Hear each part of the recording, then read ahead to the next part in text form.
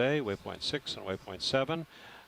We will accelerate a little bit and move a bit through the midwater, a little further from the sea bottom, and see what we see as we go from waypoint 5 to waypoint 6. Yeah, we actually call that a midwater transit. So we'll be in about 360 meters of water at waypoint 5, and then we'll pull up into the midwater. We do that to avoid obstructions that we may not perceive, even though we have good maps. And then we'll go back down to the seafloor at waypoint 6, which is it's 500 meters away or so. But we want to get back down into some deeper water.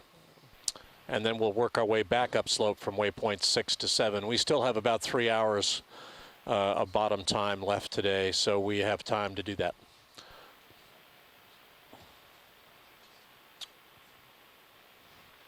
A lot of squid.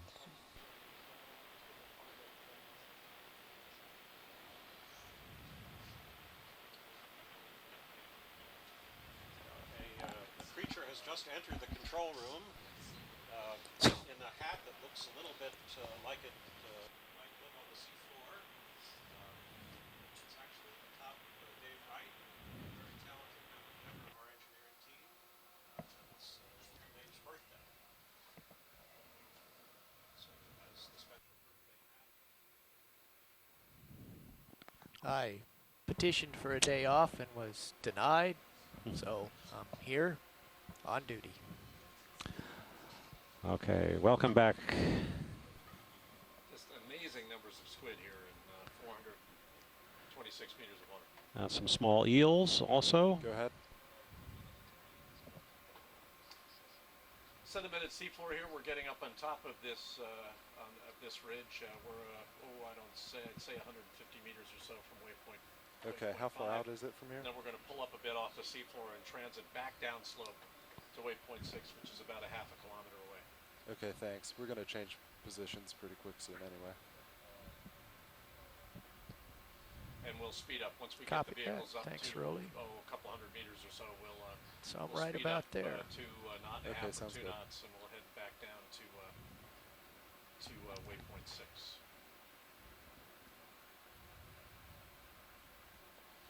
Jamie, would there be any minerals in this sediment? If you smelted it, would anything valuable run out? Other than minerals that would be inherited in any terrestrial clastic deposit from a mountain range, and all in the mud silt range. So that, no, the answer is nothing serious.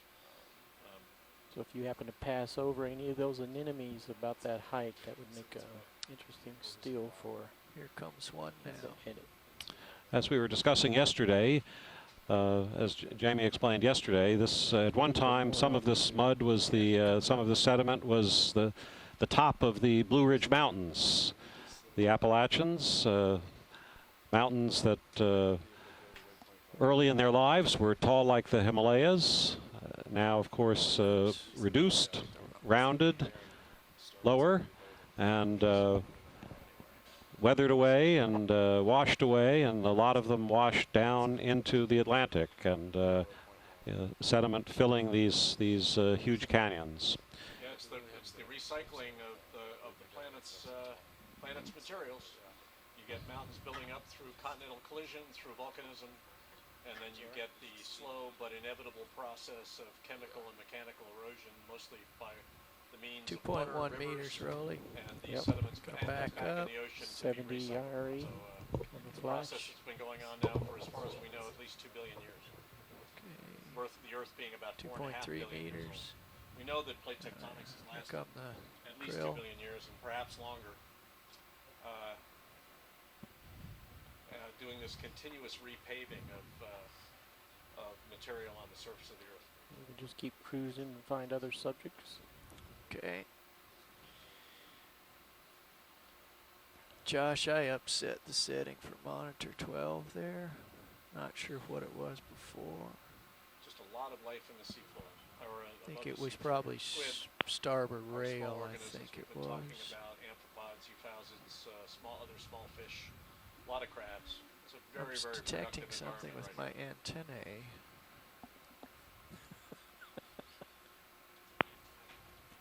And one organism in the van with us, whose name is Dave Wright, who's wearing a hat that makes him look like a foraging urchin.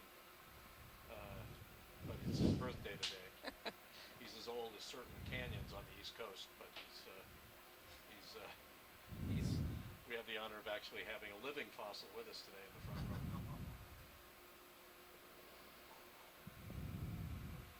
He's like the coelacanth. I've stopped the still camera. Okay. Occasionally makes appearances. And he loans us his expertise, and then like the 17-year locust goes back in the ground, and we don't see him again for a long time.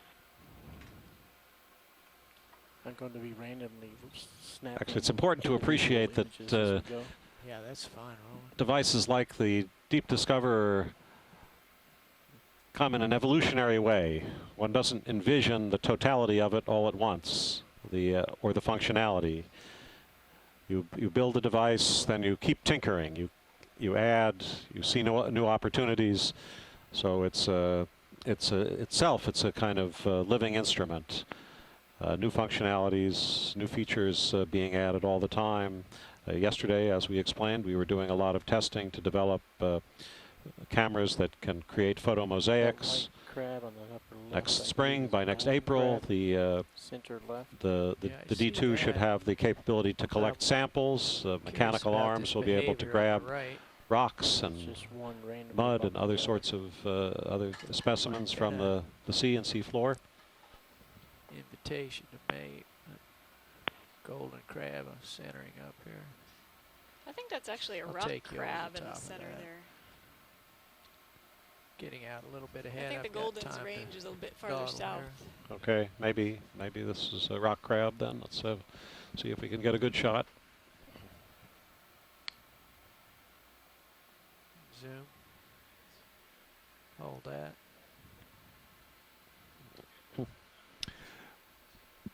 Well, it's a very crab-like crab. Sometimes Okay, that's as good come as it wide, gets. and then I'll bring the still camera over it.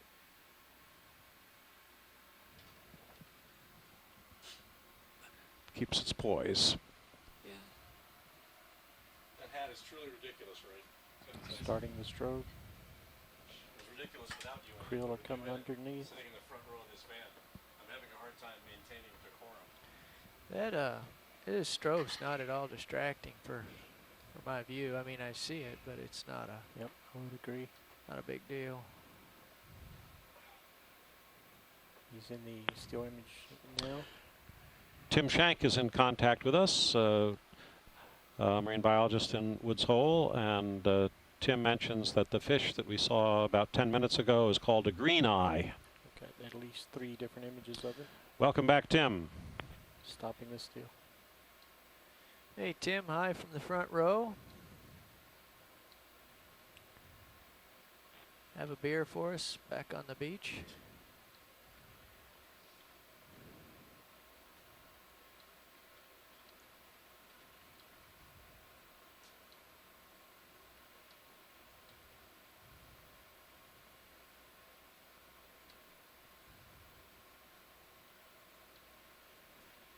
Go ahead, Bridge. Copy that. I think that might be a new anemone there on the left. Seem to be on a stalk.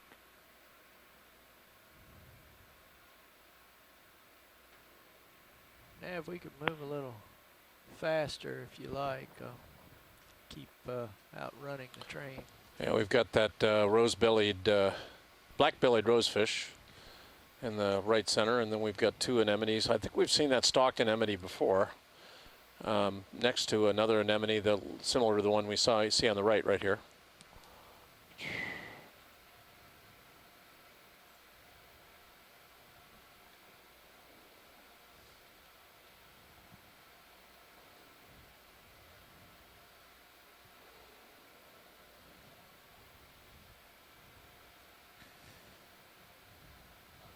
And Tim says the crab-like Bridge crab now. is called a Jonah crab, J-O-N-A-H. If the fishing gear allows, could we do another move 40 meters bearing 225 degrees at 0.2 knots?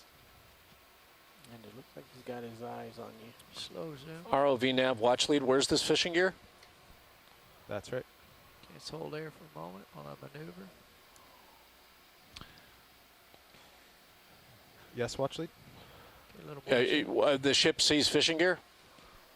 hold there. Yes, it's about a mile ahead. Oh, okay. They called earlier to make sure we weren't planning to continue this way Another much further, but octopus. Roger that. We're we only not. have 80 meters left. Great, thanks. Now, the Jonah crab, the Cancer borealis, species of crab found on the Atlantic coast of North America, closely related to the Okay, we're Dungeness crab of the Pacific coast, known for its strong Keeping claws, this, although it's not a bearing very aggressive 225 and species. speeding up to 0.2 Why? knots. The red crabs are related to the king crabs, the red crabs we've been seeing. Here's a close-up of our Photo bomber. squid. You drive over the Was. squid octopus. Sure can. Still cameras running. Whoa, little octopus. We can guys. see how much smaller the octopus is than the squid. It's amazing. You zoom in on these organisms and you get a false sense of how large they are. Our cameras are so good that we sometimes forget how small the organisms are and how good we are at zooming in on small things. I wonder if Tim or any of other colleagues have a species identification your on right monitor? these small pinkish Yeah, octopi. sure.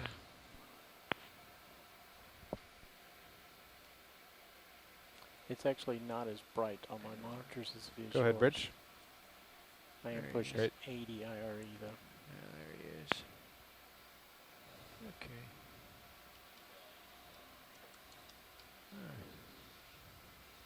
I can give it back to him, Roland. Yeah.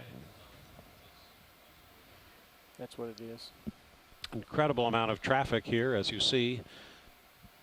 It's kind of a roundabout What's for normally on that screen? marine life.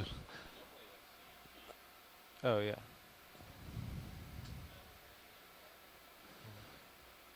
Yeah, it's Tether HD. Oh, sorry. I will await your arrival. Yeah, we did, the ship did pause to assess some fishing gear. Okay. So. But Yeah. it started up again at 0.2 knots.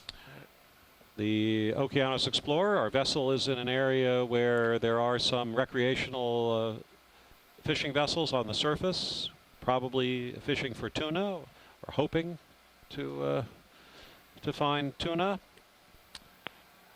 The tuna live in the canyons and gullies, or they feed in these areas offshore. They sometimes dive down into the canyons and gullies and feed in these areas that we're seeing. If we're very lucky, maybe one will come visit the Deep Discoverer.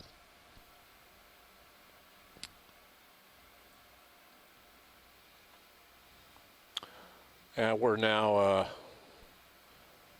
only about 100 meters or so, 70 meters or so from our waypoint 5. Then we're going to pick up off the seafloor.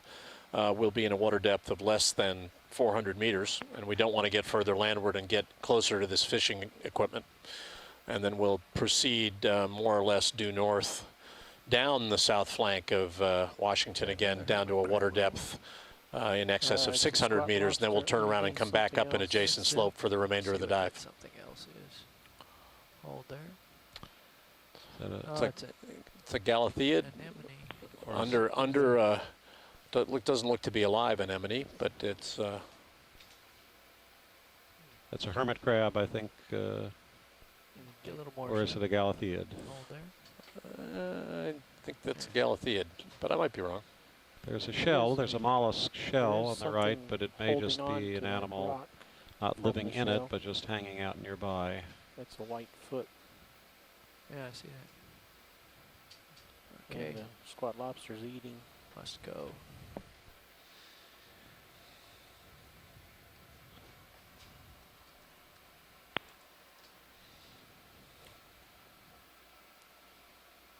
Okay, things are starting to move. Gonna have to remove this Scott says the snail is additional alive. You can sensory see the white device here. foot coming out of Squeezing the aperture. headset. Something's fierce. Ah, so we were looking at a Galatheid sheltering under a Yeah, snail. There we go. I missed that. me too. It's all good though. Many eyes are better than a couple of eyes.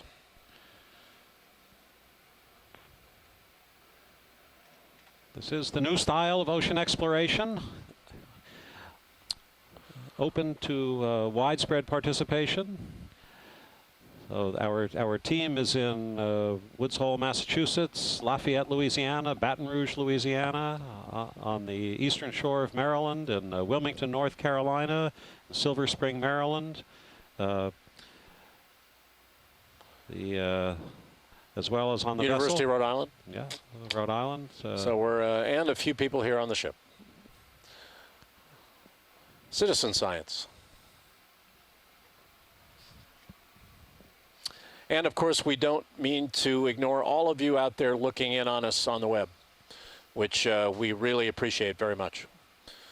I always try to make sure that all the comments that I make out here are designed to be addressed not only to my professional colleagues, but to all of you interested enough in ocean exploration to tune in to us. And we really appreciate that, because none of this works without the support of the United States taxpayer. So if you, if any time you want to, we do have a facility for figuring out ways to get your questions answered. Casey Cantwell from the Office of Exploration and Research will figure out ways to get your questions to us so that we can answer them. And we're glad to do it. So please do that if you can.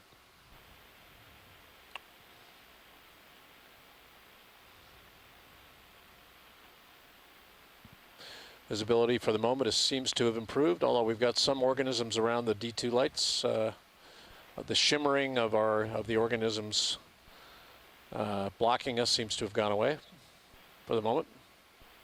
Casey mentioned that on our chat log here that Facebook and Twitter are the best way right now to ask questions. There we go. So that's, as a man over 60, I can tell you that my familiarity with Facebook and Twitter is only polite. But some of you live with Facebook and Twitter 24 hours a day, 7 days a week. So by all means, use that avenue, and Casey will be monitoring those for us and shooting us your questions, and we'll be glad to answer them over the air.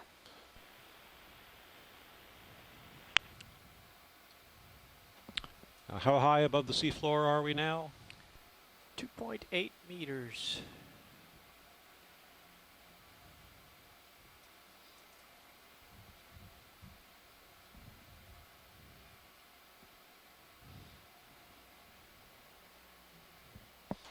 And here's some suspended sediment from somewhere.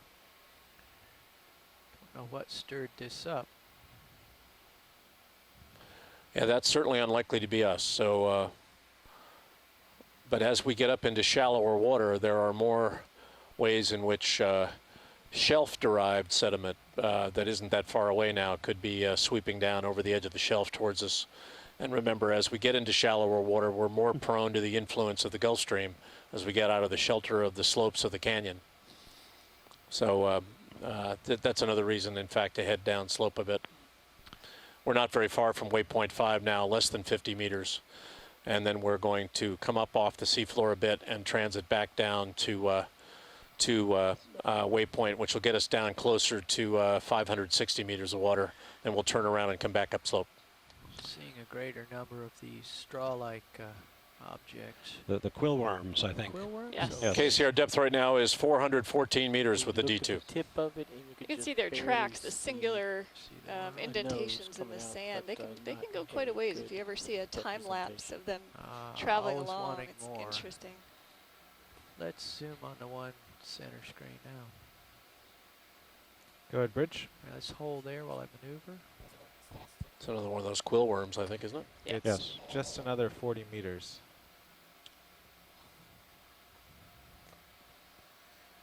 Yes, it is. It would be another 40 meters, bearing 225 at 0.2 knots. Okay, zoom a little bit And Bob forward. Carney is I telling think us that there's, quill worms are predators. the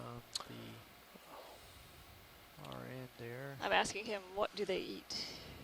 Not sure which is the business end yet. Appear to be some very small, feathery. And see how thoroughly mixed that surface sediment is. It's just a mass of traces of tracks of organisms that have gone by, and it's a testimony to how little that sediment is mixed by the water Those column look like itself. it's little feelers. Pretty much is a testimony to I'll the have to tracks wait for themselves of better, organisms. orientation to get in more. Let's come wide. That's sort of what we had before. Yeah. They eat whatever they can. Lots of unseen small animals in the mud. Copies. Thank you, Rich. And I think that's what that fish is doing when it puts head down into the mud. I think it's Yeah. dislodging some of these small animals so that it can feed. It's all about food. Certainly what they say on this ship. It's all about food.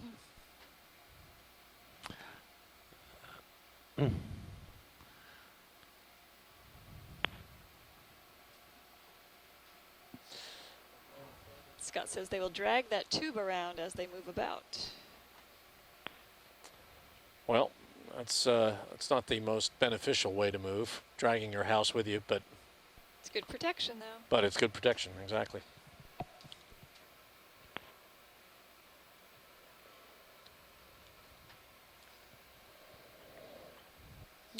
Closing in on waypoint 5 now, only about 30 meters away. And we will then pull up stakes, as it were, come off the seafloor a bit, and then transit back down slope to the just west of north. More anemones. There's a Jonah crab to the right. Specimen of that crab. Let's come in a little bit. And that was the one that's related to the Dungeness. Backside to us. Yes. Just hold right there while I steady up. Seems to be It's my Doing favorite some crab, the old excavation Dungeness. Yeah, it looks like he's Building.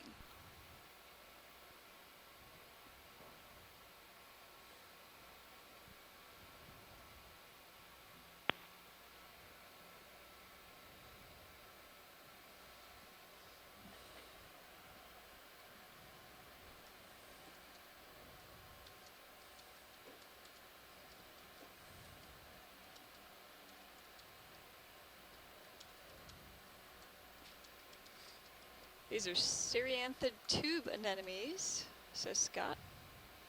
Calls himself the Cnidarian guy.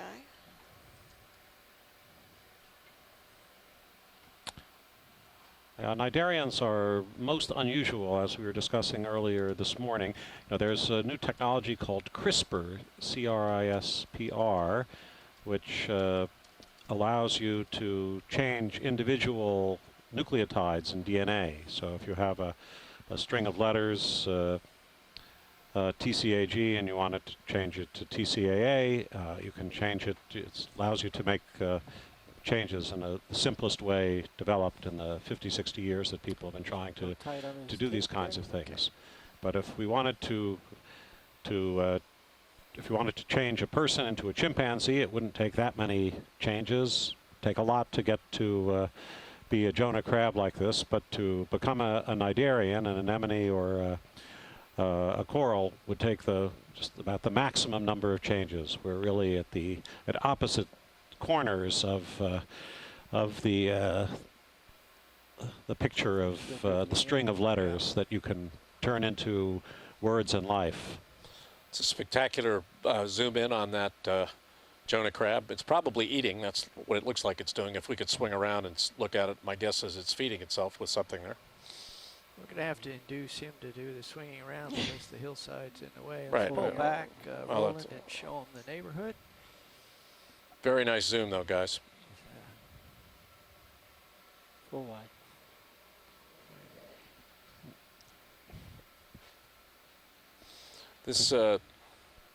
This water is quite turbid, and I think if you look at D2 from Sirius, you're seeing how much disseminated material there is in the water column here. Wow, so more info on the anemones from Scott. They build the tube they live in using specialized cnidae, like nematocysts and mucus. Yeah, I can't really get around there without putting And the this tubes one can be arm in the quite mud. long. This one might be buried half a meter into the bottom. Todd will be. Well, to a degree, they're on a Right slope there. in a submarine canyon, so they've got to anchor themselves securely enough so they don't get swept down into the axis of the canyon when there's a cataclysmic geologic event. So I can see where anchoring would be important.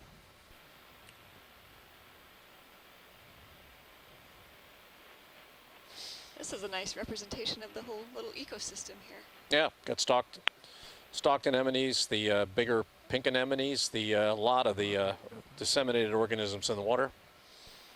It's been the very characteristic seafloor for most of the dive, except at the very base of this slope.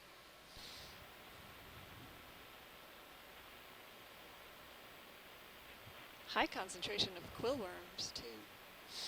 Yep, certainly more of these up here than there were at the beginning, and of course a lot of squid as well.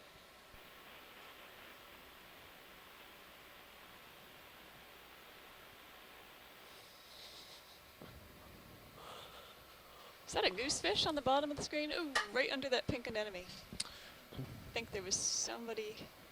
You hear the request for We under missed the it. pink anemone is Oh, no, I didn't. lower left went off the screen. Okay, backing up.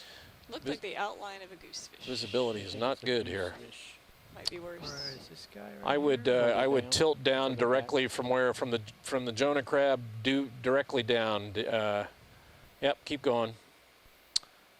Well, we have to back up a bit. And Yeah, back I up, lost him. drop it down. She thought she saw the outline of a goosefish. I missed it. I missed it. Right below this anemone to the left. Well, there is a fish there, I think. See the Right below the anemone in your Between 6 the o'clock. anemones. Coming center screen. Yep, center screen now. could be just. Well, I think it is a fish. It is a fish. Look at his eye. Oh, yeah. There you go. Nice Good. call. Very Wow. well camouflaged. Nice Wow. call. Nice call there. Beautiful. Good work, Melissa. These educators aren't here for show. They're I- not just pretty faces. I spent an entire summer as an undergraduate student looking at video Okay, of we these can get a little submarine zoom here. I'm canyons. gonna So lose light if I push in. it's all coming back Wow. to me. No, Very this nice. is one of the highlights of the Hold right dive there. today. He is spectacular. Wow. Well, let's not overdo it. I wouldn't, only another goosefish would really like this guy.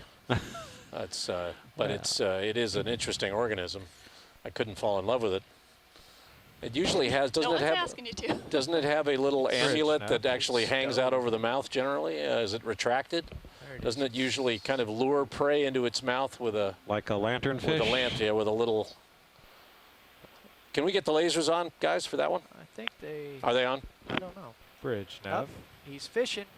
Yeah, Yeah, there he is. lower. There's his lure. Hey, Zoom in a to few that. minutes, once we're at waypoint Okay. 5, we wanted to head bearing about 343, so the northwest, as a tow through the water, so maybe around 0.7 knots.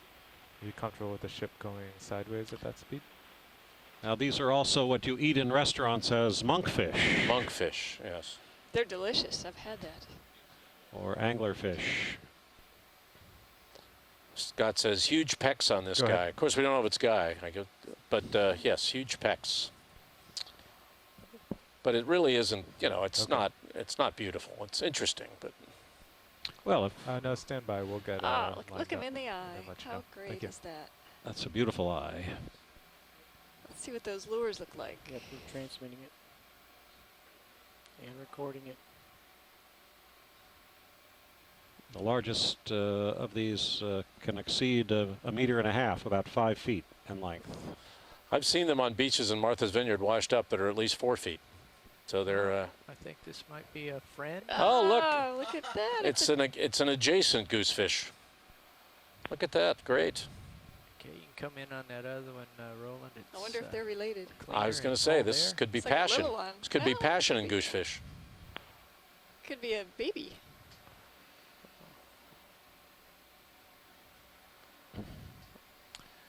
These are Lophidae family.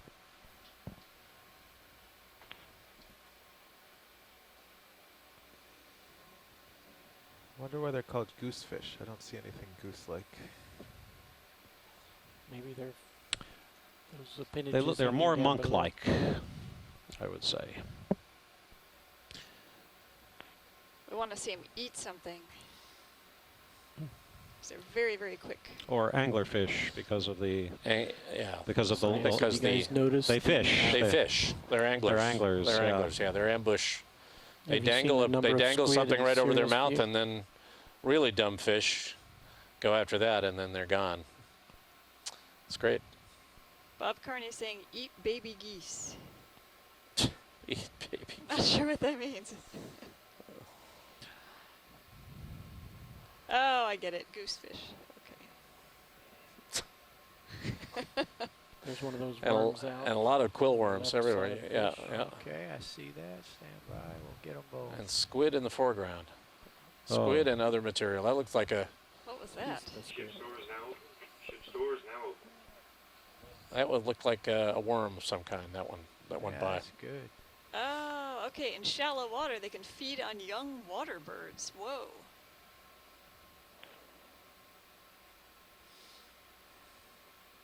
Oh, see the quill pen just moved too? You can see the worm out of the. On your The call, pen. Dave. Oh, that one too. Pull, widen up just a little bit. That's good. Thanks. Full Go to wide. Thank you. Okay, and we had an extended worm. Most Actu- of those are. Yeah, interesting. Oops, a prop wash there.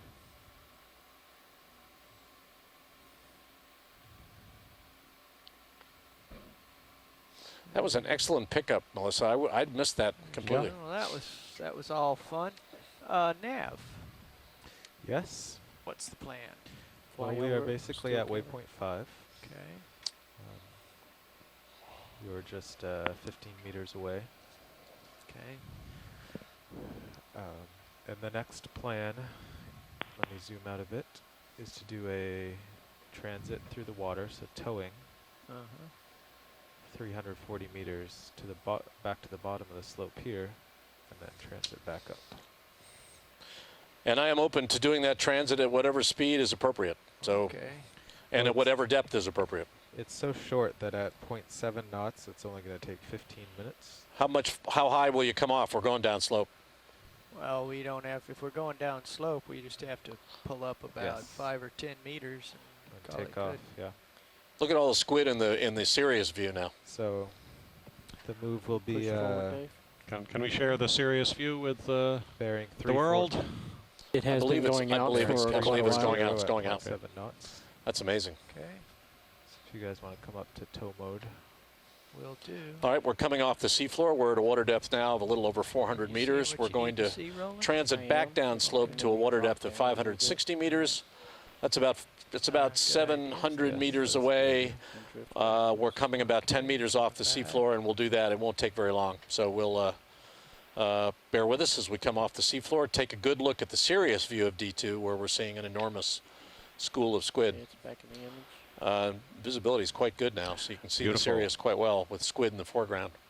And then we'll come back down on the seafloor and turn back upslope He doesn't at a have water lot of depth of detail. about Go ahead. 560. You can This is the move on. Okeanos Anyone Explorer. else find it getting hotter and hotter in here? Here's another is warm in tidbit here. about the goosefish. Like most fish of prey, they often swallow indigestible anyone has the objects. AC They've even button. been Check credited The vent.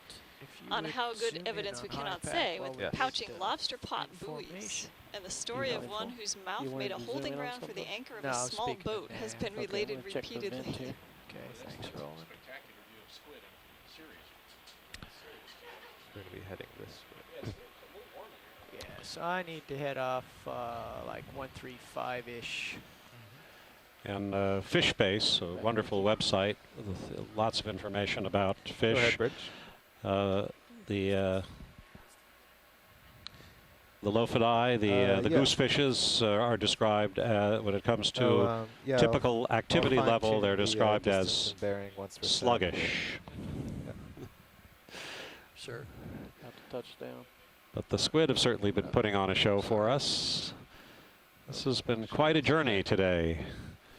And Washington Canyon, the Okeanos Explorer, coming to you from submerged America, about 100 miles to the east of the southern part of the Delmarva Peninsula, the eastern shore, as it's sometimes called, down toward Virginia Beach, Norfolk, Virginia. Tomorrow we'll be working in the Norfolk Canyon, the next canyon further south.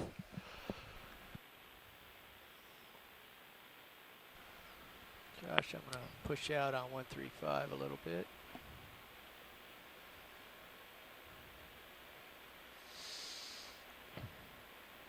Oh, do you want me to stay in view for you to get things stowed? Okay. Those of you who like the galatheids or squat lobsters, the hermit crab-like animals with the very, very long claws, We do recommend to you the definitive work on those animals, a book published in 2011 called The Biology of Squat Lobsters by Gary Poor, Shane Ayong, and Joanne Taylor. It's got descriptions of some 1,000 different kinds of Galatheids, everything about them. Their life histories, social behavior, genetics, ecology.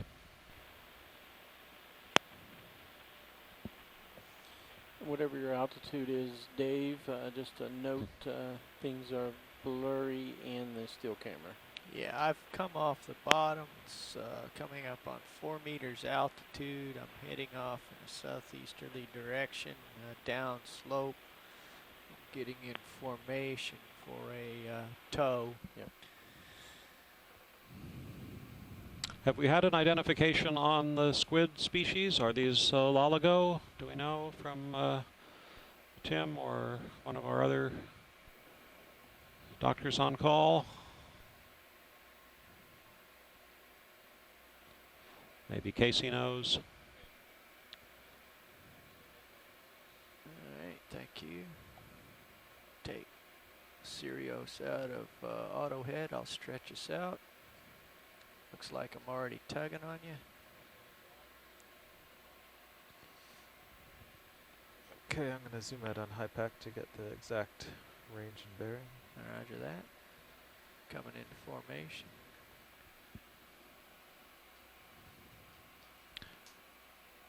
Now we've been visiting mostly with the so-called benthos, the animals that live on or in or Look like you near got some guests coming the in sea there. floor. Co-pilot. Benthic organisms, bottom-dwelling organisms.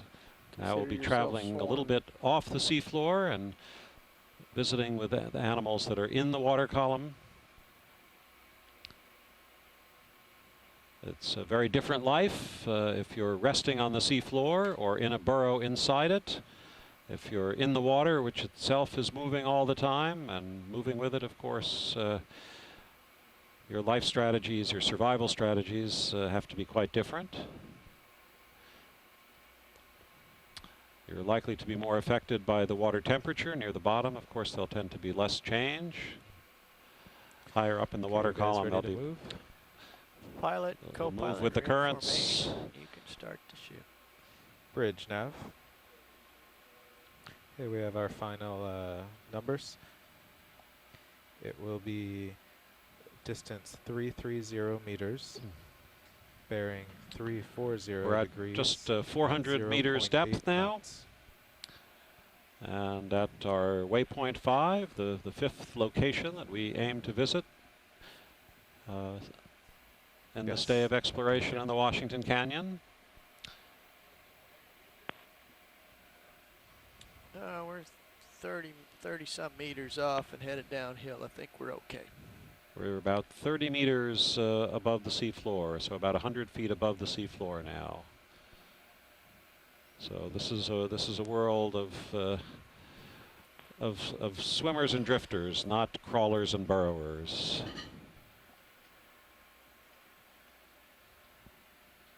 Looks like a good time to shake the dust. Yeah, it'll come off once we get rolling here.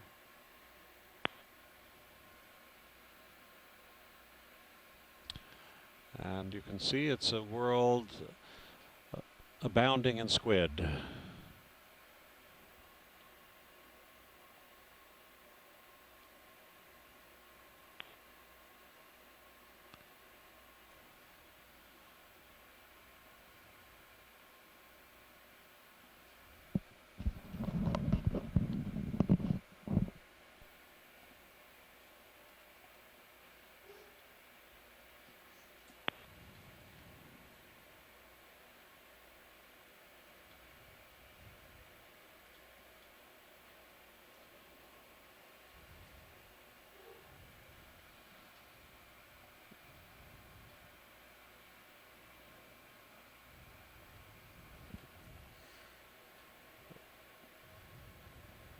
I hear the thrusters winding up.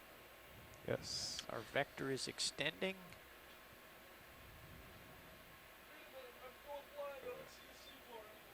HiPAC says our starboard speed is 0.7. Wonderful. This will take about 13 minutes till the ship is there. Looks good.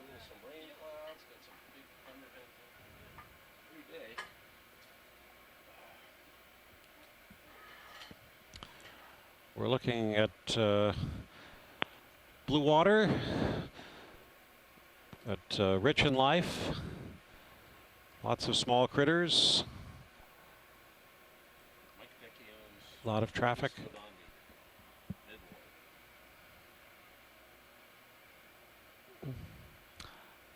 Chided me in the Gulf of Mexico. He said, "You guys look at the seafloor and you think you understand the ocean. Most of the ocean you don't have a good clue for." It's true.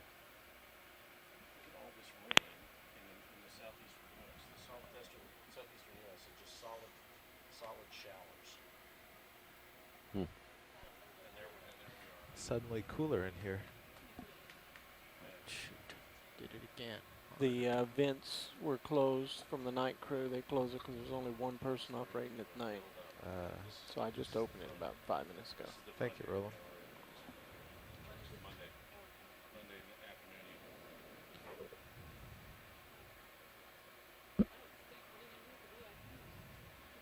I'm going to give them to Jesse. Put them in a room with Jesse for about 12 hours, and Jesse's going to talk them to death. But in a way that they, at the end of it, they will go, "This was fabulous." Well, that's all it is.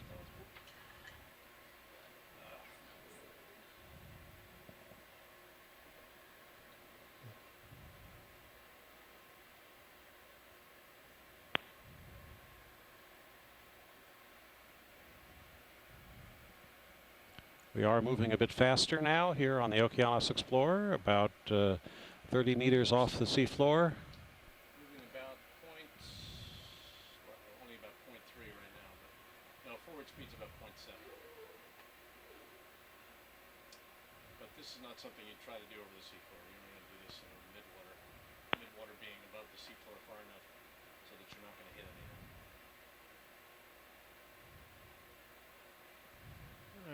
Now we have a view of the territory ahead.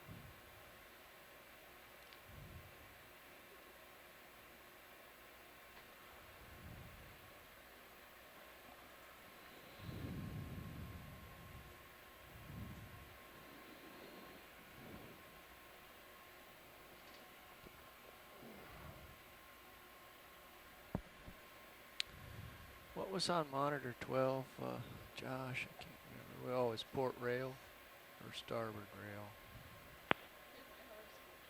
Yeah. Yeah, port is got a ground fault. Okay. Yeah, if you want to get weird, being on a ship with a bunch of weird guys is the best way to get there. I went to sea 40 Go ahead, years Rich. ago in August for the first time. 40 years. And you know who Sounds my good. colleague was on that cruise? Dr. Reducing Robert speed to Ballard. 0.6. Copy He and I that. were both students.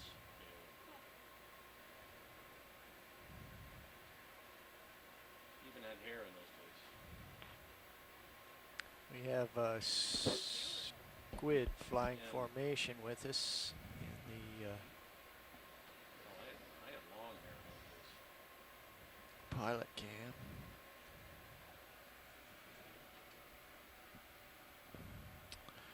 The World Registry of Marine Species lists close to 2,000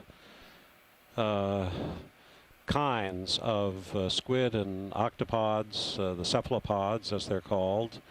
It's a class of mollusks, actually. When you think of mollusks, you may think of an animal with a shell, like a chambered nautilus. But there are many other kinds. There are some with the hard shells, some without. They're very ancient. You find them in a man like Jamie Austin finds them in shale, and the Burgess Shale probably has a few cephalopods.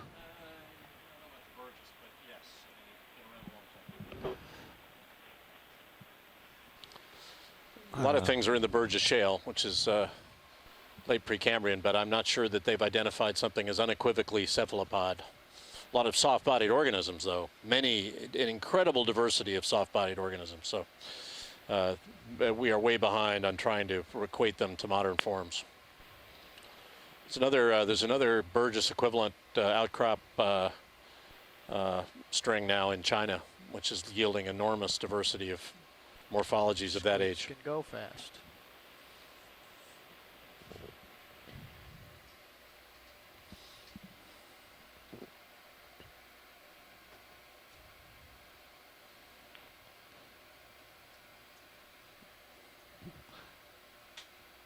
There may well be several species. A very common one is the loligo. There are several kinds of loligo, but some of these may be loligo, L-O-L-I-G-O, but some of them may be other species as well. Most of these schools look monospecific, though. I mean, it doesn't look like we have different kinds of squid in these individual schools. They look like a single type of squid, no? Yeah, I think most of them are the same. Some of them, it's hard to tell with the light. Some of them may have had different coloration.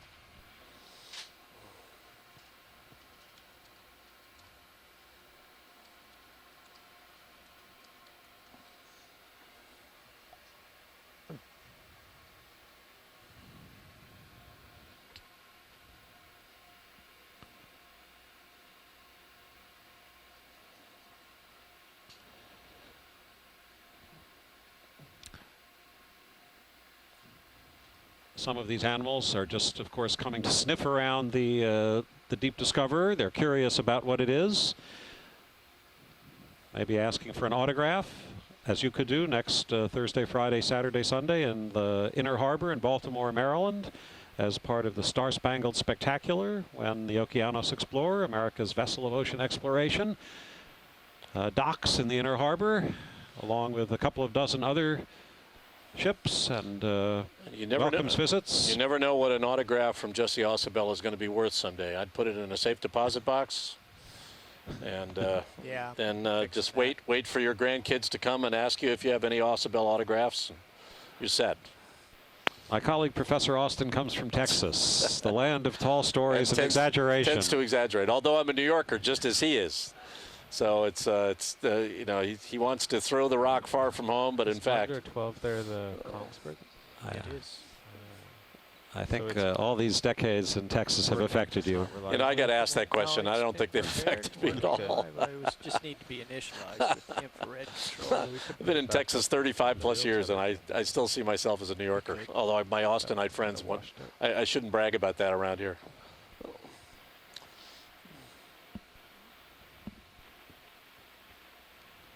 Do you know what the problem was? Yeah, yesterday? it got into a funny mode and it needed the infrared remote to Okay. initialize it.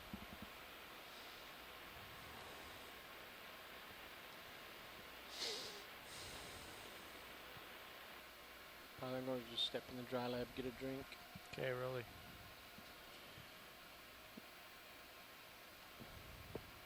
ROV nav watch lead. Go ahead, watch lead.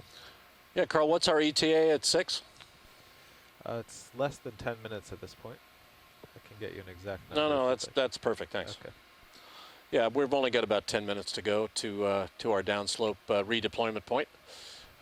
That's the advantage of the nature of this particular area. It's not a very big canyon, and it's we just want to get back into some deeper water, get away from fishing gear, and then move our way back up one of these tributaries to the main axis of the canyon. How to recalibrate the touch screens. Yeah, okay. We will be in the middle of this dive until about 16:30 local time this afternoon, Eastern Daylight Time, and then we will pull up stakes. We do have some deck ops to do tonight, a conductivity, temperature, depth profile, but then we will be headed for Virginia Beach. We're going to drop off a few people, but also pick up a group of visitors, distinguished visitors that are going to come out for a single dive tomorrow in Norfolk Canyon. We'll do the same thing. We'll go back into Virginia Beach tomorrow night, day after tomorrow in the morning, pick up another group, and then we'll go back out and hopefully, weather permitting, do a dive on some of these newly discovered methane seeps south of Norfolk Canyon. Monday night into Tuesday morning. And then, as Jesse said, by Wednesday afternoon, we're going to be in the Inner Harbor in Baltimore as part of this Star Spangled Extravaganza. So if you'd like to do more than listen to us and see these videos from the Deep Discoverer, come and run your hand over the Deep Discoverer and see some of the people that make this happen at the dock next to the National Aquarium on Wednesday afternoon, Thursday, Friday, and into Saturday. This is the Okeanos Explorer. So the expected depth is 560 meters. Okay.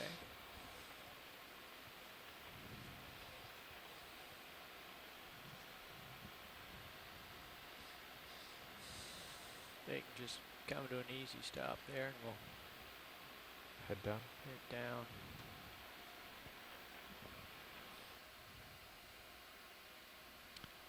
The ROV is We soon actually could start. to What's the dive closer to the seafloor again. difference between where we pulled off and where we're going to land? Well, where you are now is 40. Just 530. That's where Sirius is now. Well, we should start down now, Josh, just to have a little bit of otherwise. Yeah, there's no serious topography between where you're going to deploy to the seafloor and where you are now. So if you wanted to drop slowly, I think you could without. Started down at 15.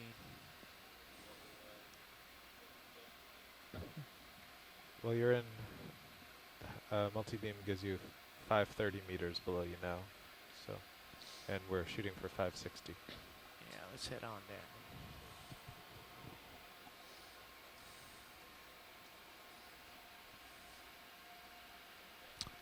There's some sort of loose jelly-like material also in the water column that we're seeing.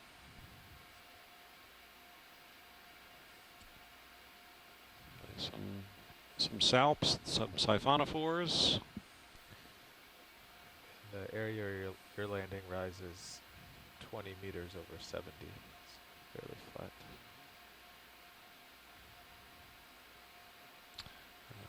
Probably it looks like a hydroid went by.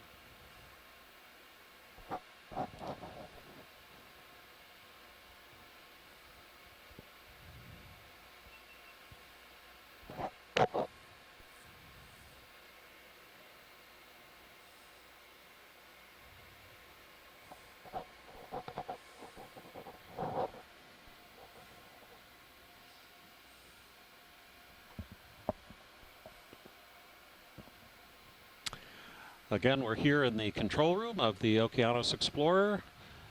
Now descending again toward the sea floor. There are, I believe, 8 of us now working in the control room. Navigators, pilots, videographers, and camera people. Jamie Austin and myself, Jesse Ossabel, your hosts and scientific co-leads.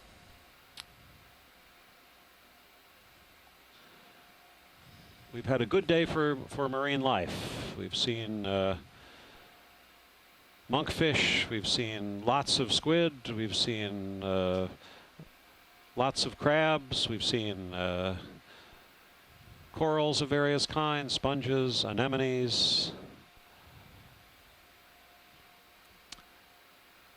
And we've seen the interactions of the animals. We've seen mating crabs, we've seen 3 crabs fighting over a squid that they're tearing apart. We've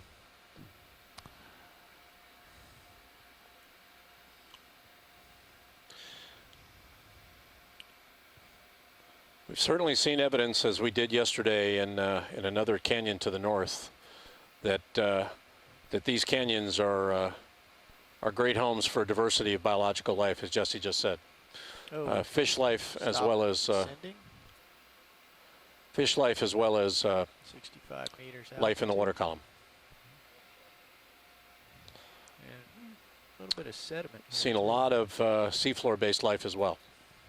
And we've seen how much life, sea life, changes the landscape. We're used to the idea that humans change the landscape. We farm, we log forests, we build buildings. We're used to the idea that beavers do it, that gophers and moles do it. But here we've seen very clearly how the animals change the benthos, change the sea floor, change the mud, how they burrow, how they Leave tracks on the surface. yeah, leave tracks, make trails. And we're not seeing all the organisms that are changing the sediment at the surface. Some of them are living in the sediment, so-called myofauna, and we're not seeing them at all, but they're there. So it's a vast and diverse community of organisms, and it's exactly that we're down here to look at and to estimate the diversity, spatial and temporal diversity of. It's great, and as a geologist, I like looking at the outcrops too. Jeff. Hey, how much is left in the move?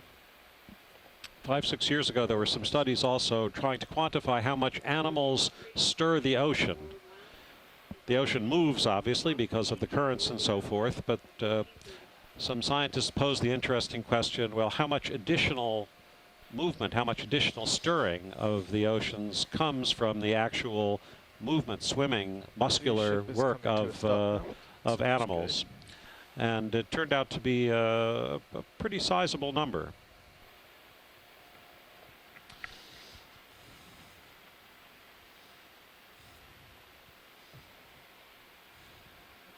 So it's not only the sun or seafloor Josh, we can start volcanoes or coming down slow. the continents tearing apart that make the ocean Got move. 60 meters off bottom here. We're used to the idea of Pretty soupy the again. lunar tides, but life co-evolves. Life changes the environment itself.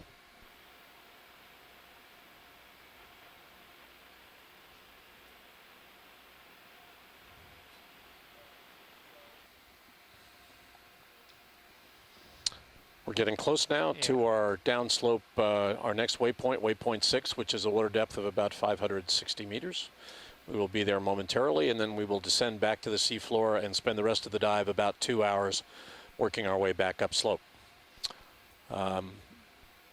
This is the second of 4 dives on this expedition before we go in to Chesapeake Bay on Tuesday and then into Baltimore on Wednesday. So it's been a short expedition on purpose. We've had 2 primary goals: to do some engineering on our ROV before we go out on a much longer expedition to the New England Seamounts next week, and also to entertain some distinguished visitors on a couple of dives later this week before heading into port and our PR-related activities in Baltimore.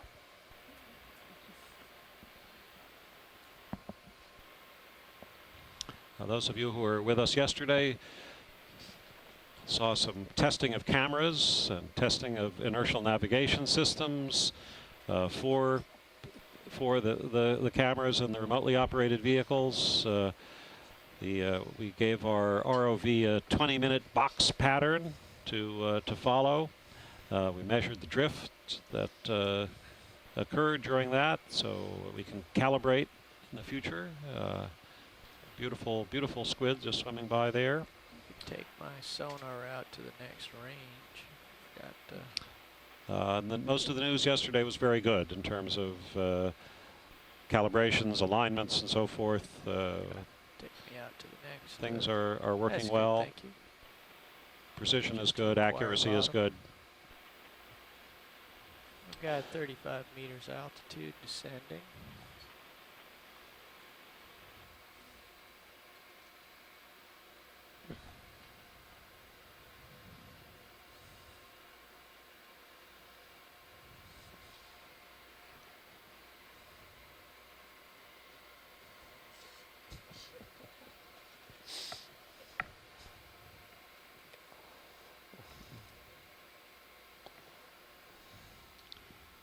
Also had word that some of interested viewers in the Seattle, Washington area. Greetings to Seattle. Great center for ocean science, of course. universities, laboratories, naval facilities in that area. One of the great centers of the development of gliders, Bottom and sonar. autonomous vehicles that actually 25 have meters transited ahead. the Atlantic, translated oceans on their own now. Small, like imagine a small torpedo swimming from New Jersey to Portugal Sounds good. on its own. A lot of the development of those kinds of devices took place in the state of Washington.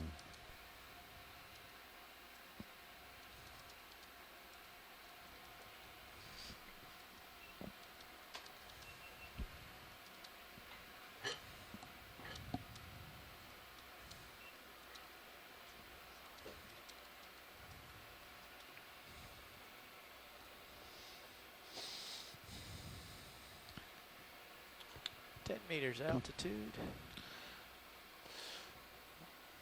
Just about, the ship is now at waypoint 6, and we're just about to get back down to the seafloor at the base of this next slope, and then we'll spend the balance of the dive about 2 hours working our way up the slope. I can see something. Yes, bottom in sight at 7.5 meters. So that transit took about 30 minutes, not bad. Okay, here we see the seafloor again. Coming to you, the bottom of Washington Canyon from the Okeanos Explorer. We're at water depth of 551 meters. You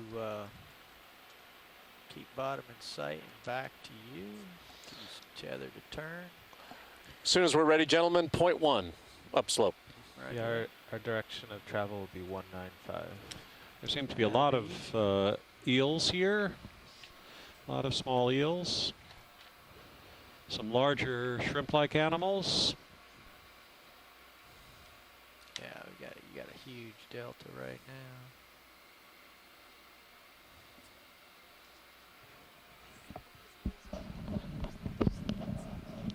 now. Yeah. Let's look. Melissa seems to think that these organisms on the seafloor now are mostly long-nosed eels. Quite a lot of them.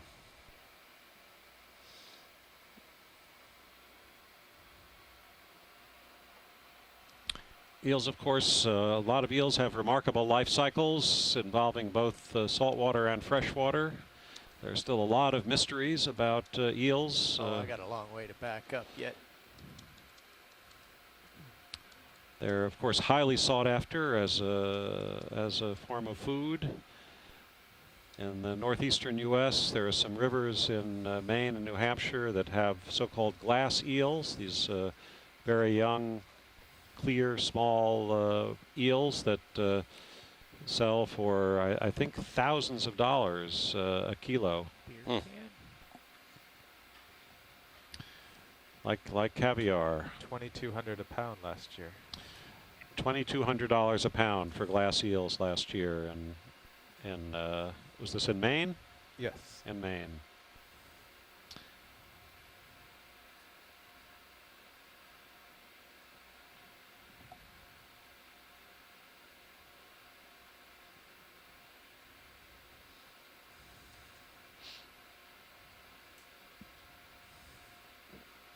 There I am.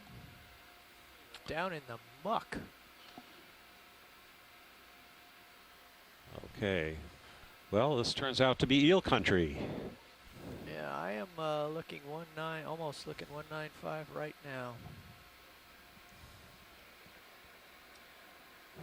You're 21 meters up. You're okay. Once again, we are on a sedimented seafloor. I anticipate that, but we are headed up a chute or a small valley between Drift to second. ridges, so we will see sediment, but we may also see some outcrops as we move back and forth. Things are looking good. Sea bias looks good at about 15. We're ready to go. All right, so we'll Nav. do 40 meters at 0.1 knots, Okay. 195. Bridge, nav. Right.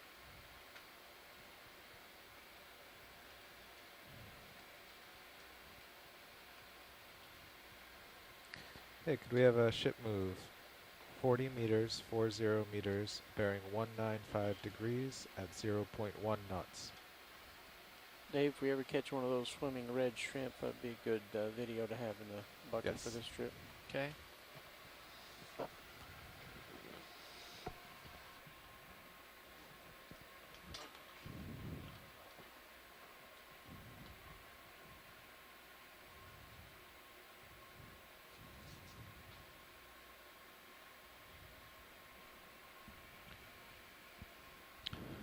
We're seeing some larger shrimp or euphosids also. There you go. Came up to say hello.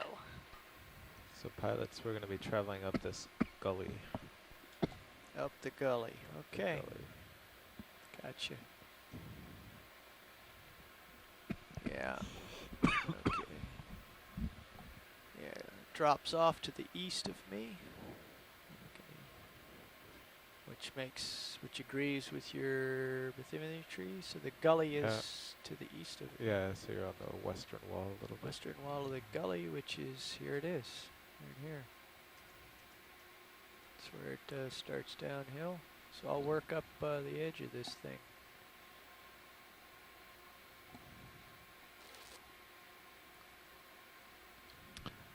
If these are the long-nosed eels, there's a quite long one, Synaphobranchus pinnatus, first described in 1854. Zoom a little bit, bro. The maximum size is about Zoom 2 feet, about I'm backing up. 660 The light's gone. centimeters. Not yet. I don't know. It's very soupy here. Might also tilt your camera down a little bit. Looks like 3 it's a little meters bit up up. and you lose the bottom. And they do seem to live just about everywhere from South Carolina to the Grand Banks of Newfoundland, the Atlantic, also on the eastern side of the Atlantic, off Morocco and the Cape Verdes and the Canaries. Are we full wide now, Roland? Ah, I thought so. That helps. Yes, you are. Thank you. What is this up here?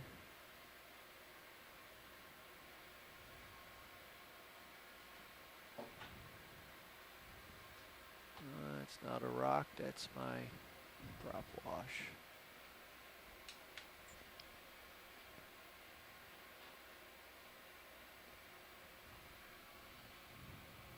Although I don't think I was up there.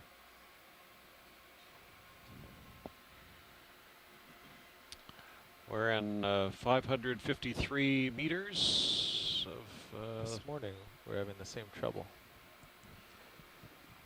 water. Just so wonder if there's some very large creatures here that we disturb before we become aware of them, and they tear off up the hill with these mud trails.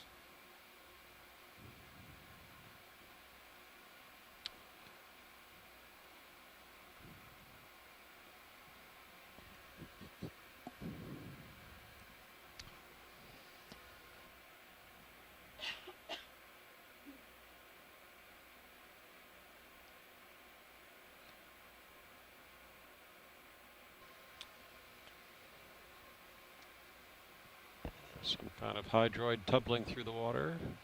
The red crabs, which we've seen many of today, related to the king crab. And various shrimp, some of which with extravagant antennae. Here's an eel coming towards us, shimmying through the water. We are heading gradually upslope again.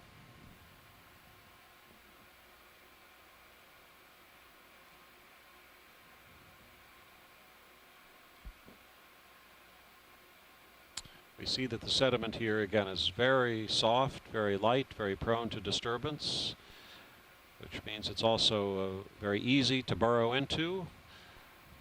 The animals like the worms and the shrimp and the eels can build burrows easily in this sediment.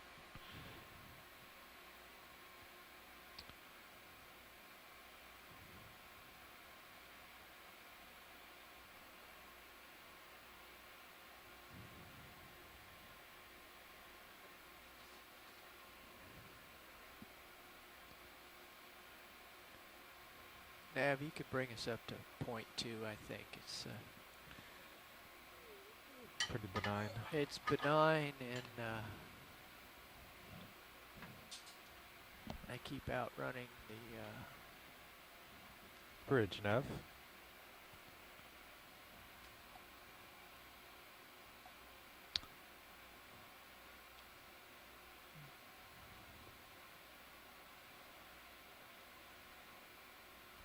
I seem to be having a little more trouble than usual with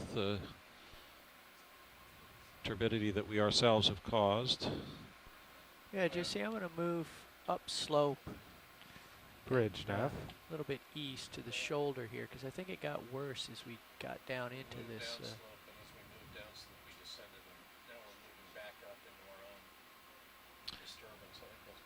Yeah, we may be in our own wake, so to say. Yeah, so it might be good to to change heading just a little bit. Bridge, this is Nav.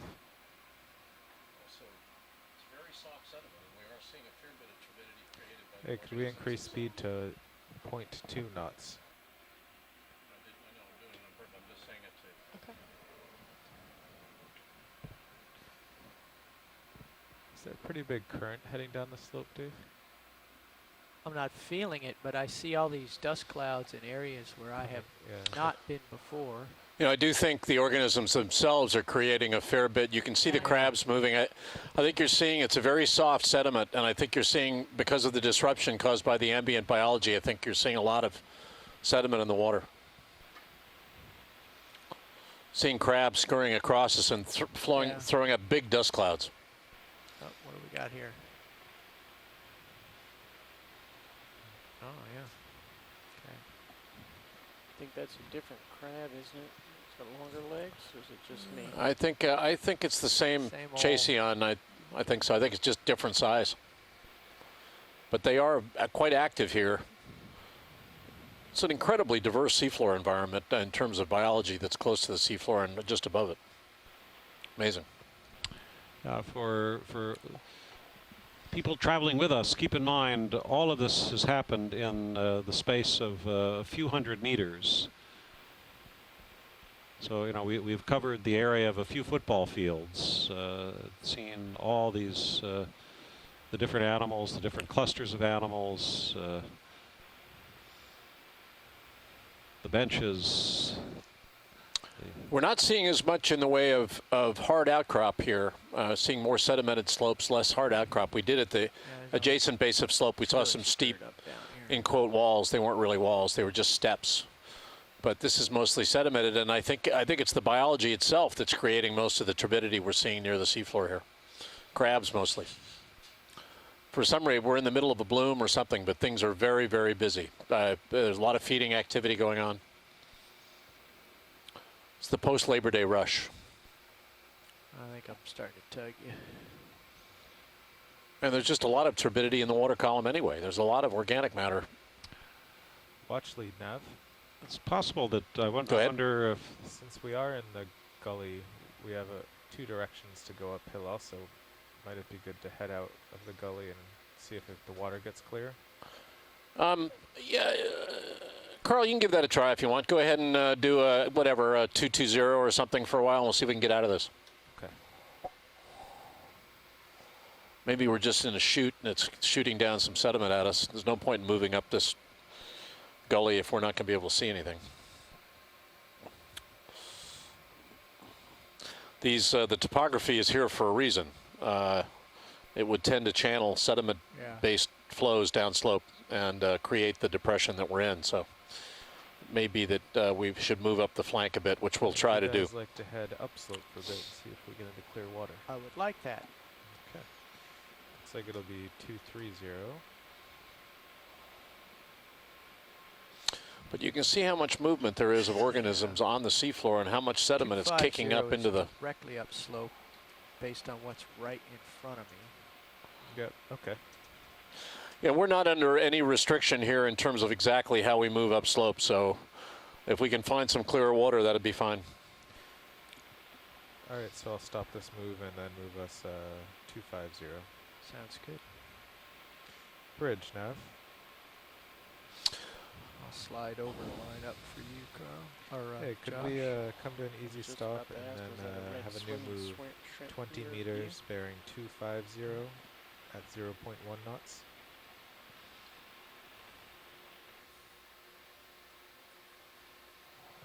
Yes, 250. Yes.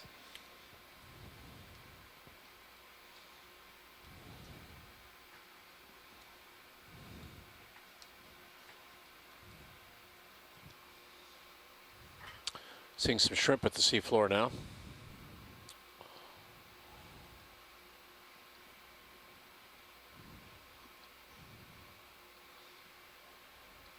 And Roland, you said you wanted a close up on one of these shrimp as well?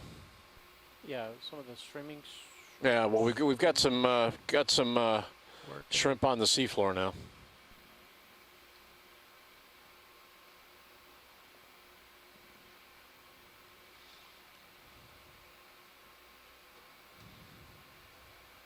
Oh, that's a squid.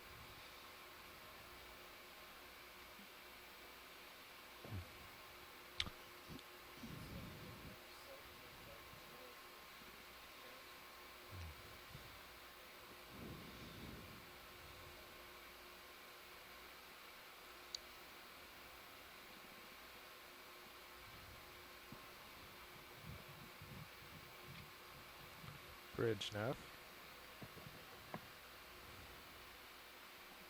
Yeah, can we extend this move another 20 meters and increase speed to 0.2 knots?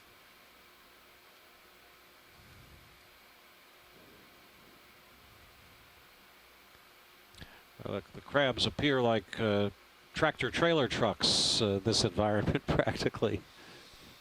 Yeah, they the amount of sediment being thrown up into the water column. There's one in nice defensive posture there. Senses the D2 going by. What is that? Oh, he's missing some. Looks like it's got a couple barnacles. He might have barnacles sitting on him. There's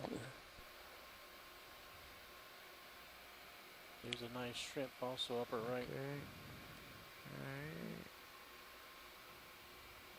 Alright. Oh, upper right. Upper right. There we go. Okay. This guy looks a little different. He's a white and streaming. Shrimming shrimp. We've got a little bit of zoom in, right? Just a little bit. Okay, you could put just a bit more in. He's got a very interesting front. Yeah, okay. Let me get synced up with him here. A little bit. I'll just chase him. I'll Okay, if we can sort of Beautiful, get almost his, mermaid-like. guard with the zoom. They are fantastic swimmers. Had some big red shrimp, cardinal shrimp in the Gulf that were just spectacular. We followed them. They had long antennae that went way beyond their bodies. That's as much as I can. This is a different one. Because he's fast. And you're full wide. Yeah. He figured it out and split. Okay. Continuing uphill. You know, that's us on the left, but the turbidity to the right, that's biologically induced. That's the. That's what happens when you try to outrun a shrimp. It's too much wake. Even the shrimp are leaving trail. Yeah, they are. A lot of animals darting around. Of Well, course, when we obviously stir that things might- up, we stir up animals too, and I'm sure after that some feeding takes place. Yep. We want to observe unobtrusively, but in fact we are obtrusive. We do change the environment we're observing to a degree.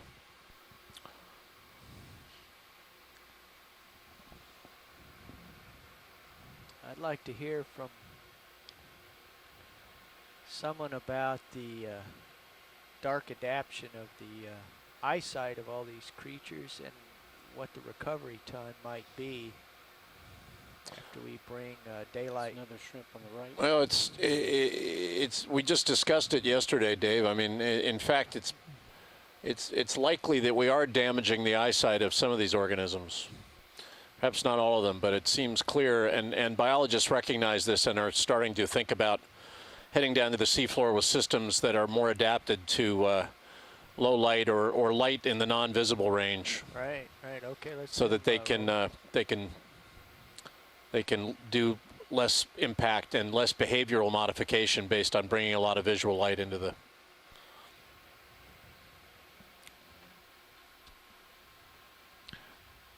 Seems like the squid are intent on competing with us for the shrimp.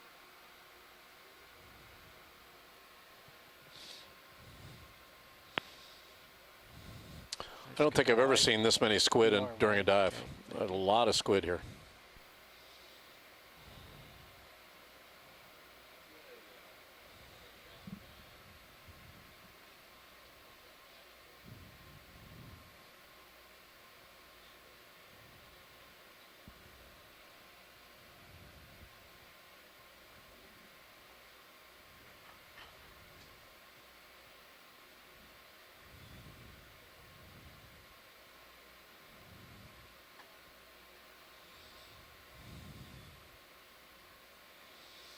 I think all these small clouds of sediment are all biologically induced. Just seeing a lot of organisms moving along the seafloor.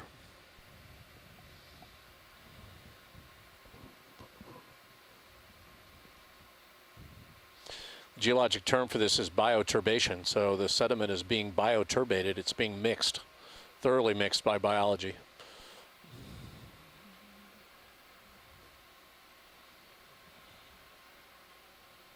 I wonder if any of the shoreside scientists or anyone could describe how these school or pods of squid can actually maintain the togetherness in such a wide ocean. Is there any type of electrical sensing or Myself. something like that?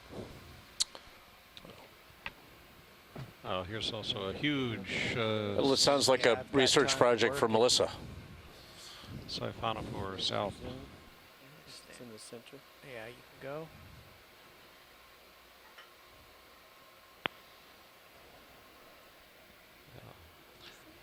Looks like a long siphonophore.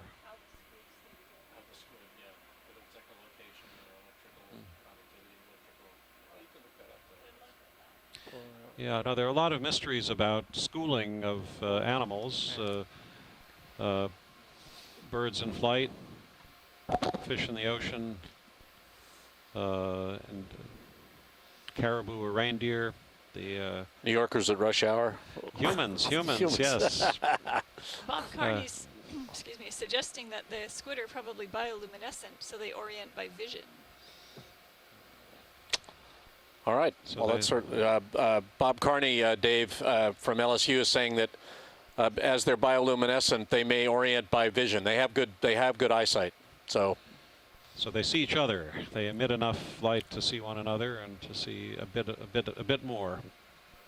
Right. What I was curious about is, you know, just we dark adapt with rhodopsin in our eyes, and then when exposed to light, everything changes, and we're once again unable to see in Oh. the dark for half an hour or so. Of, so our Wonder question what their is, recovery time is. yeah, are the fish somehow, or the squid somehow temporarily blinded after the experience of the bright light from the Deep Discoverer? It would be possible experimentally to check that. I think it's unlikely that it's long-lasting from the behavior we actually see, and that the animals seem to swim in and out of the illuminated area. They don't seem to become stunned or confused. Their swimming behavior doesn't change as far as we can see. But there could be an effect that lasts a few Shrink seconds probably. or a few minutes. Little one? Yeah. Hold there. More. Hold.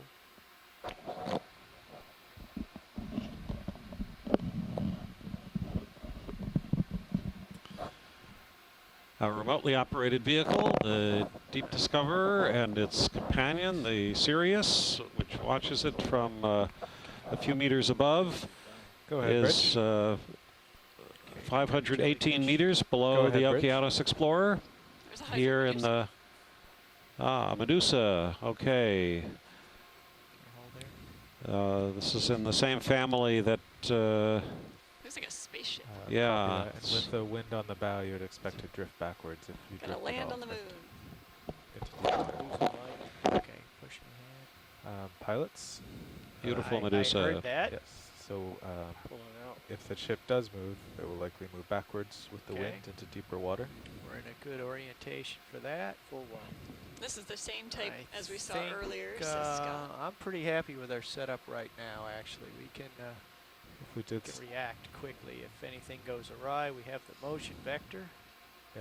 if we did start to go and we went to tow mode, which way would Josh turn to get his turns out?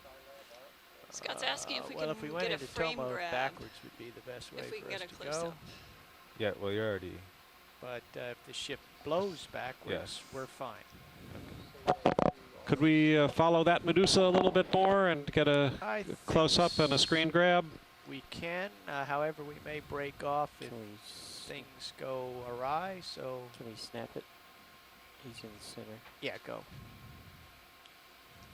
All right, hold right there.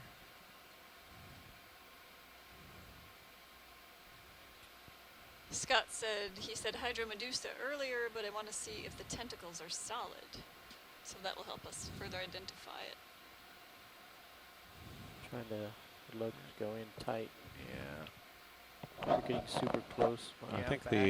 the famous Portuguese man of war is a Medusa, isn't it? I believe so, yes. So Well, that looks like similar to the one we saw Focus earlier is today, all and the that's way part of in. the stomach, Oh, that yeah, he's red coming at me. thread Pull that that we wide. see That's there. great. He says Pull fantastic wide. work. He came at us. Dave got what I need. Look, he's got a shrimp. Oh, he does. Pushing okay, in. beautiful. And look at Wow. the length of the. Go ahead, Rich. Wow, Yeah, this- this looks like some of the ones we saw in the Gulf of Mexico. We're Oh, all yes. ready. Really We're all- long we're all antennae. Okay, we have confirmation that other organism was a Hydro Medusa. and it seems to have caught a shrimp in a very, very long tentacle that it's pulling along. Okay, if you keep me wide rolling. until Eventually, this that shrimp will You are probably be wide. digested in those red Focus stomachs. Focus is far. Okay. Welcome back to Scott France and Lafayette, Louisiana, one of the members of our team, along with Casey Cantwell and Art Carney, Art Carney, Bob Carney in Baton Rouge. Just dated yourself on that one there. I'll bet you most of your listeners don't know who Art Carney was. The Portuguese manivore is What is that actually not a floating common silver thing? jellyfish, but a siphonophore. Center right. Could snap on it.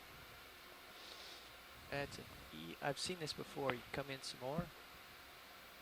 That is an eel, I believe. Wrapped up in a kind of spiral, Very small. or grooming its tail. Can we get a closer look at that, or is that as close as we can? It's about best we can do. Okay, you gotta come wide. Roland. That's a very curious behavior. It's alright, restart my sonar, please. So as the ship's at DP, it's heading to the north-northeast. Okay. Josh, keep an eye on the ship's vector.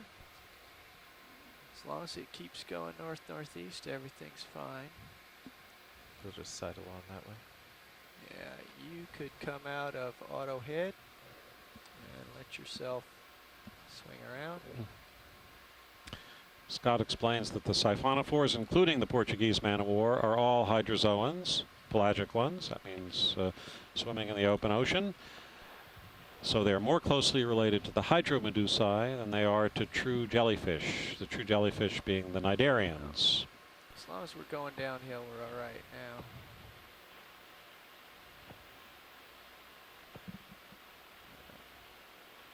We can come up a bit once you pull us up about 20 meters.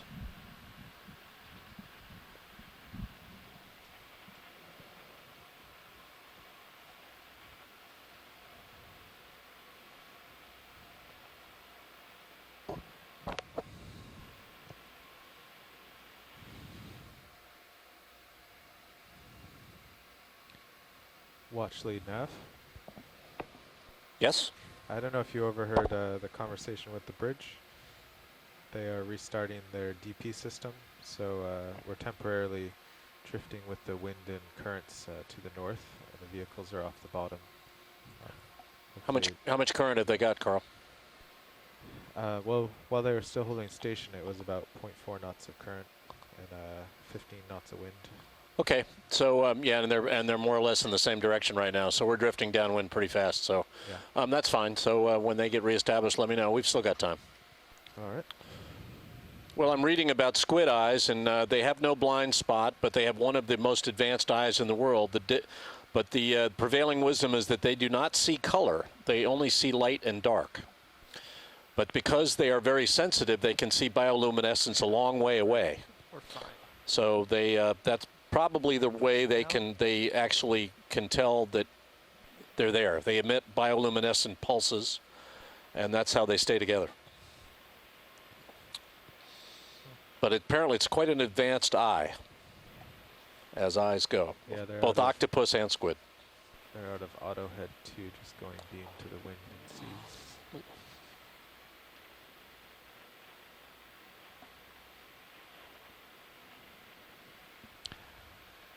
Scott is adding more on the jelly question. Of course, jellies, it's confusing, of course, because jellyfish aren't fish, Are in a and there safe are tow there are configuration. various animals that go through jelly-like phases, as well as animals that are, in some sense, true jellies.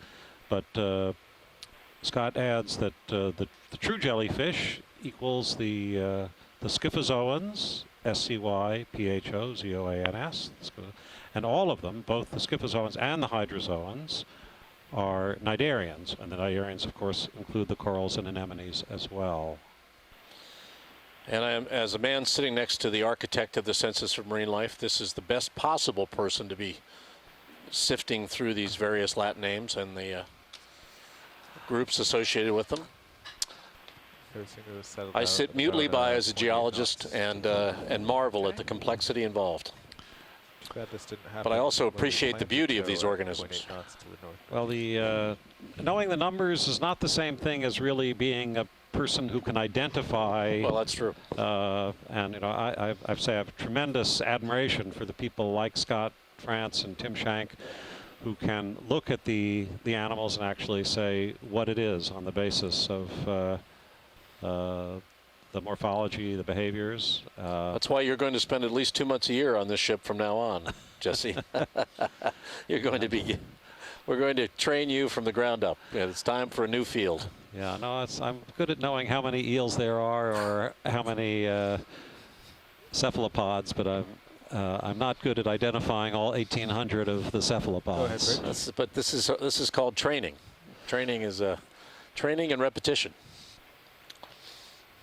Anyway, we appreciate the input of Scott, Bob Carney, Okay, that's Tim so you're Shank, gonna and all hold- the other people that help us. You're going to hold position and bring your heading back around? Amanda Demopoulos is out of the Nautilus right now. Jason Okay. Chater, a colleague of mine who would be helping with Okay. the geology, he's on the Nautilus. Tell him he So, can maneuver gotta- around gotta ship apportion the center expertise rather than A-frame.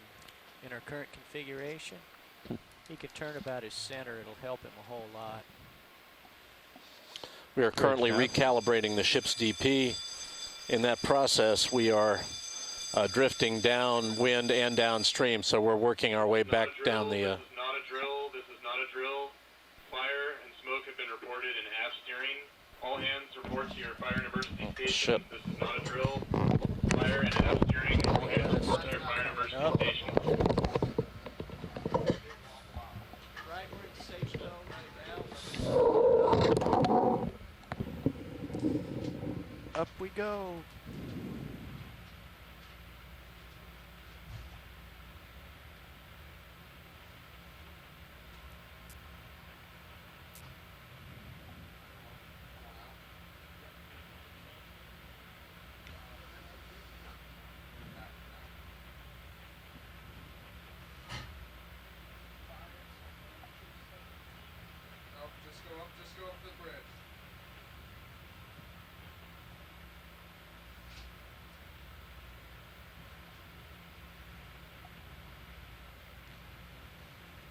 Well, Okay. at this depth in 30 meters a minute, we'll be at 50 meters in 15 minutes. Okay.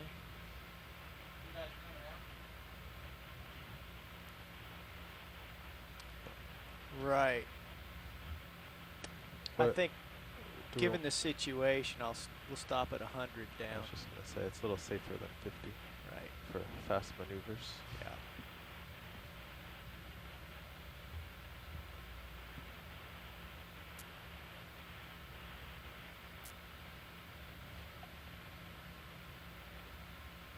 Guess that's why they were having trouble with DP.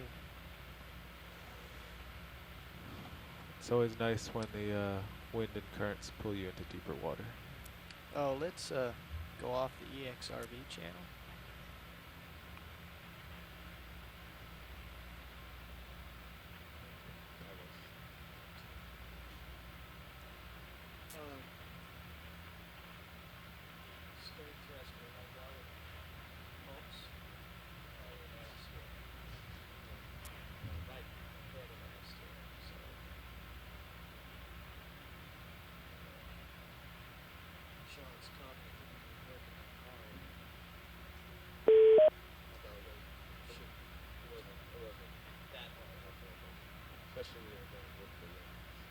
So it looks like they're having technical difficulties on the ship right now. So we're just going to hang out here in the water column for a bit.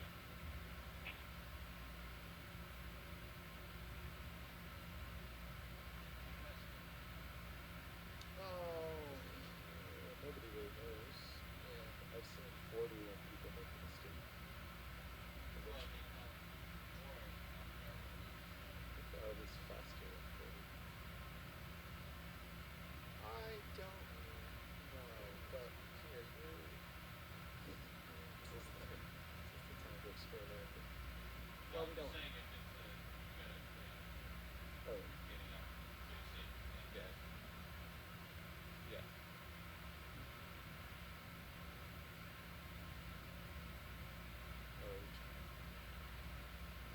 Well, the winch could always pull the RV up faster, but that would have already did.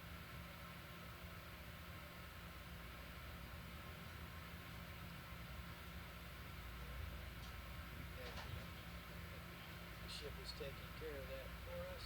Still, the drift is still a nice 0.6.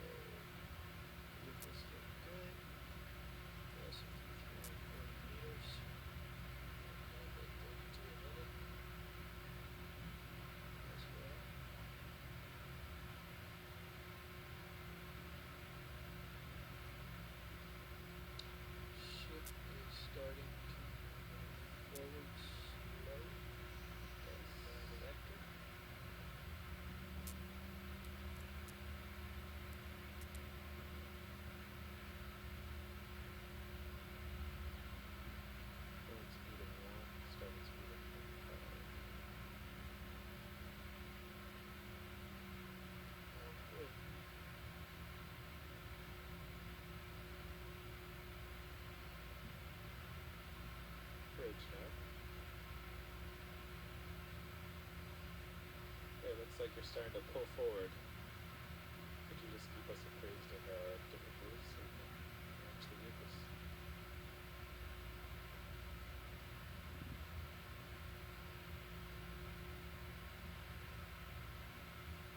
For those of you that are just joining us, this is NOAA ship Okeanos Explorer's live feed. The ship is experiencing a few technical difficulties right now. They should be resolved shortly, and it'll be back online. Right now, check out the awesome view from the water column. We've been spotting some pretty interesting critters so far today, so hopefully we'll find some more. Enjoy.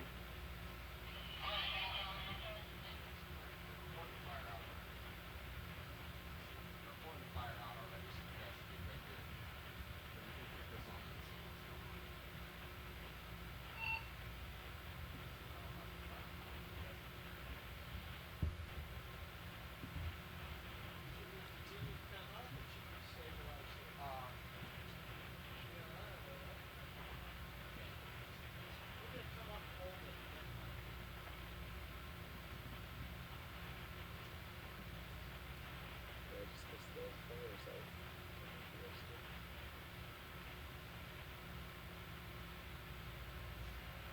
Go ahead, Rich.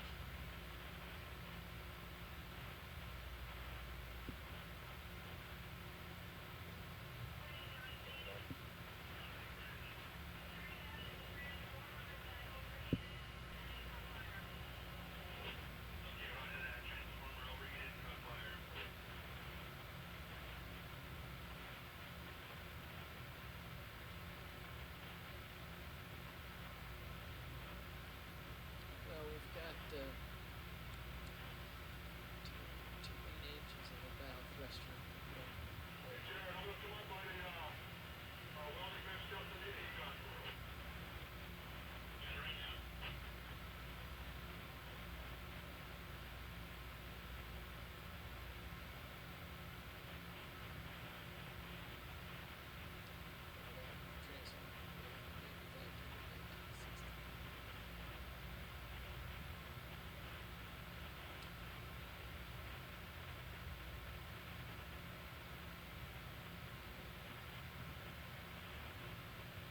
Speed is good.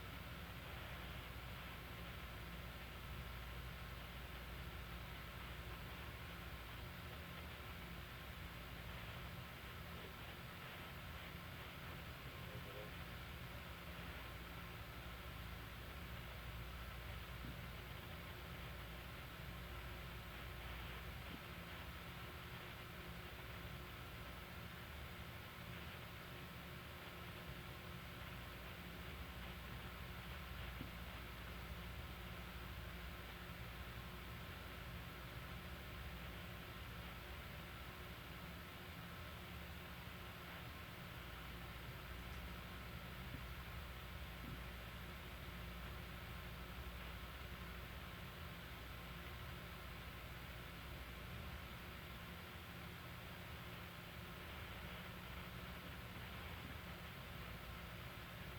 Go ahead, Rich. This looks good. Just thinking that.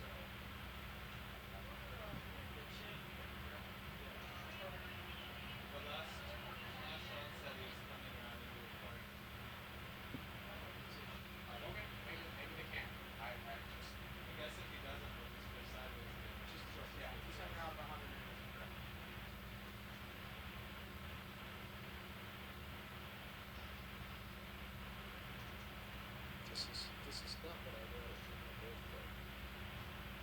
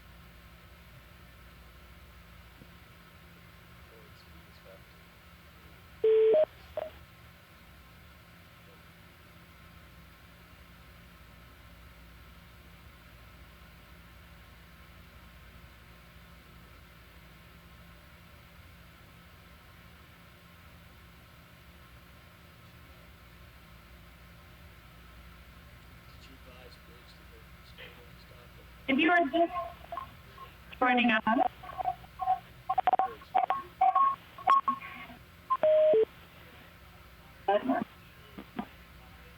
Vehicles are holding at 100 meters and in a stable configuration.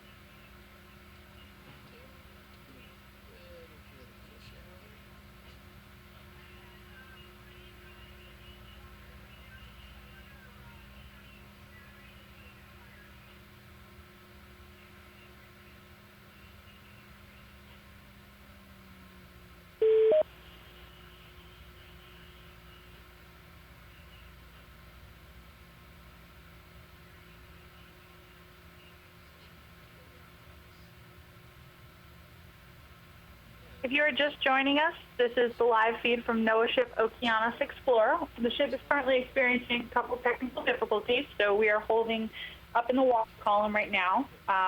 We've seen quite a few things exciting things in the water column today, including some really awesome jellyfish, tons of squid, several shrimp, several euphausids, and amphipods, quite a few amphipods. So keep hanging out with us while we try and resolve our issues. Right now, you're looking at the live feed from ROV Deep Discoverer or from our camera sled Sirius, the Eye in the Sky. And we should be back on the seafloor shortly. We're exploring Washington Canyon right now. And we'll get back to you soon.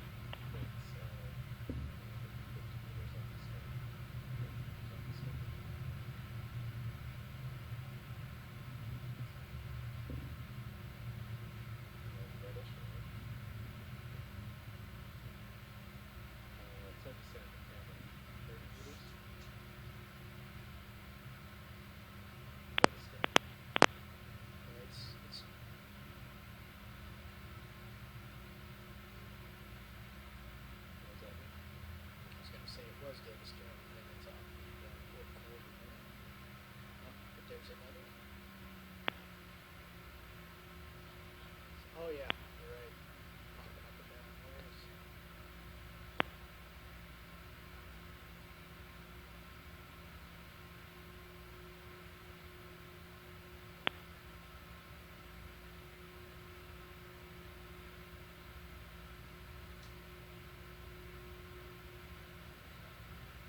Yeah, I got a little bit of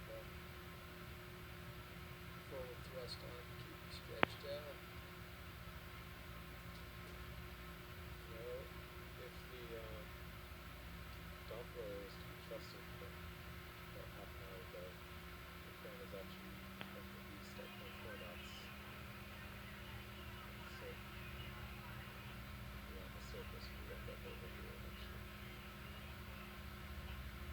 Which is not ideal. We're gonna recover. Well, if we're going to recover, we'll just come ahead because we've got no wrap, so if I start to weather vane around, we'll run away. So I guess the easiest recovery would just go out of everything, move with the current, pull ahead at, or keep out ahead and pull ahead at 0.2 knots. That'd be fine. A little fresh metal.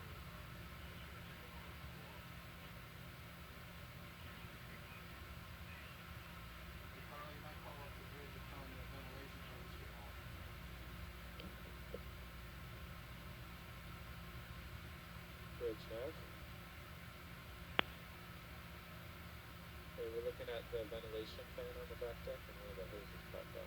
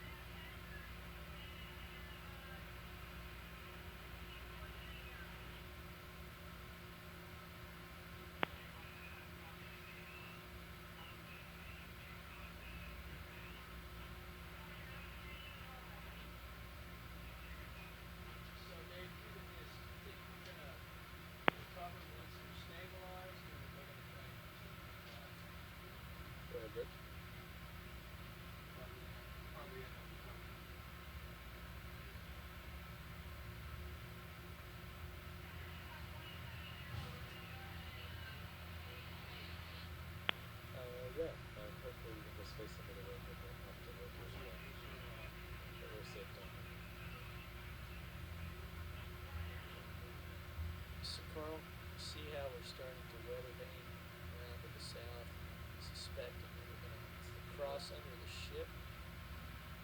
So, Do you want to pull ahead? yeah, if he started coming ahead at say half a knot, just to keep us somewhere aft in the midships there, I'd feel better. Because otherwise we're going to get a rack 6-8 to do gyrations to get it out. Bridge, Nav. Is it possible to pull ahead at about half a knot? That would get us steaming. Yes.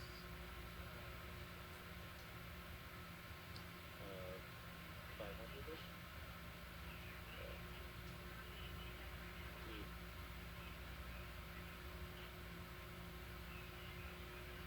Over here is 3.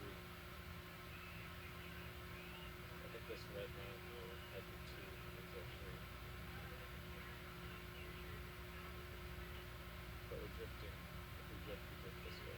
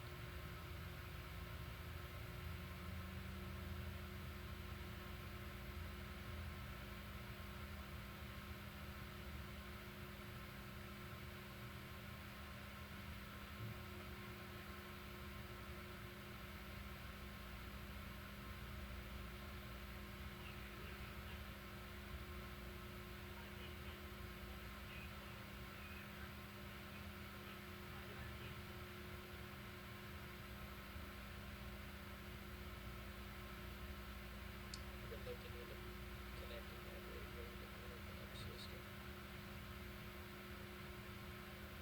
But what that is because the depth doesn't have the bug actually just like the future. So far it doesn't seem most reliable.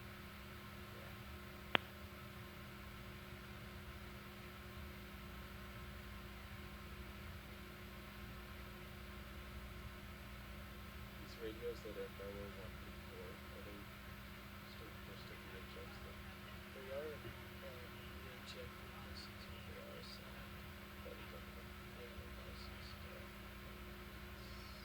Actually, one or two of those might be UHF as opposed to VHF. And then there's the militia VHF. Yeah. So if you need to hail somebody, That's a good.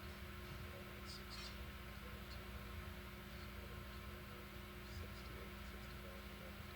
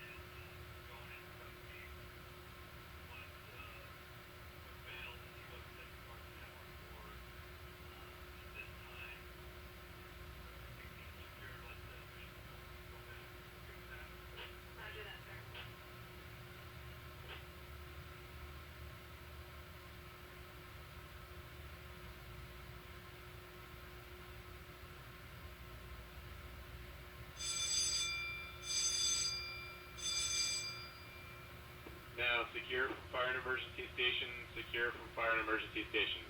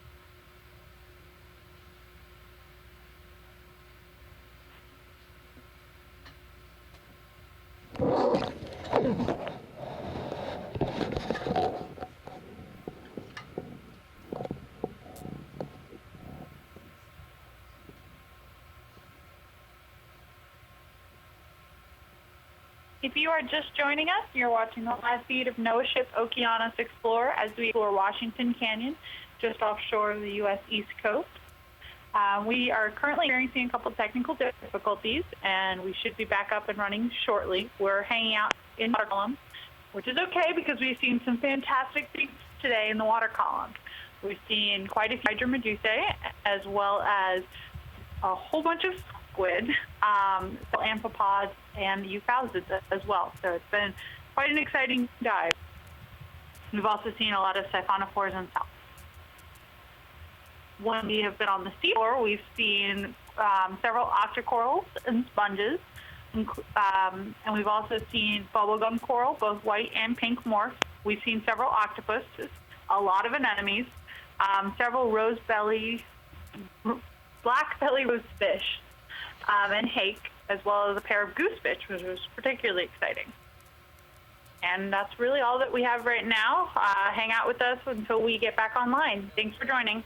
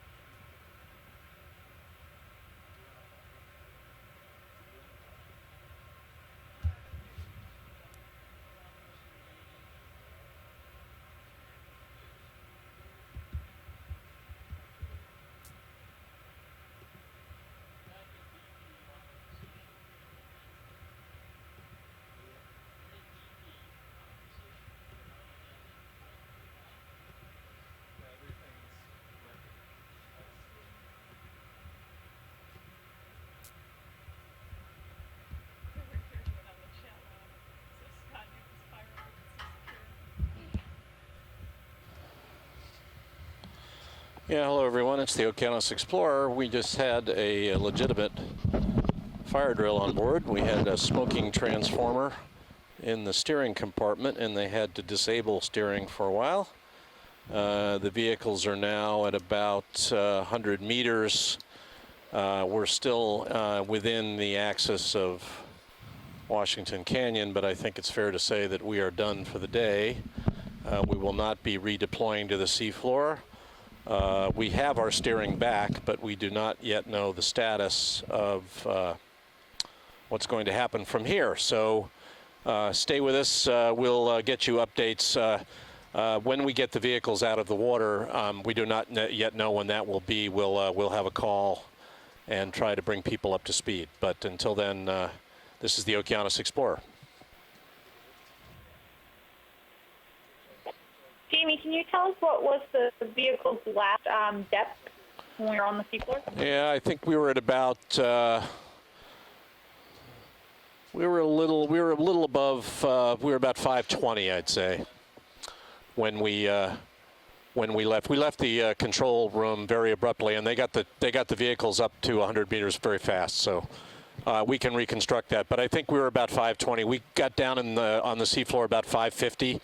And we had gone up about 30 meters, I think, when we came off. Perfect, thanks. I don't need an exact depth. I was just wanted to put something in the log. Yep. Thank you.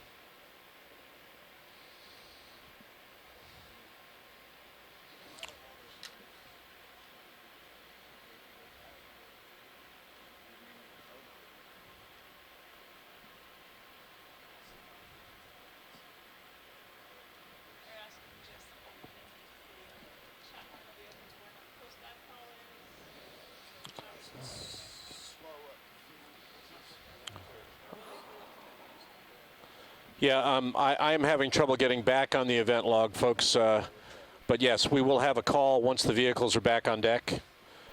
So bear with us. I don't know exactly when that will be. We have not been informed yet by the ship when they will resume operations. The vehicles are at 100 meters water depth, and we're stable. We have our steering back, but we are not yet in a position to tell you when we'll have the vehicles back on deck. So bear with us.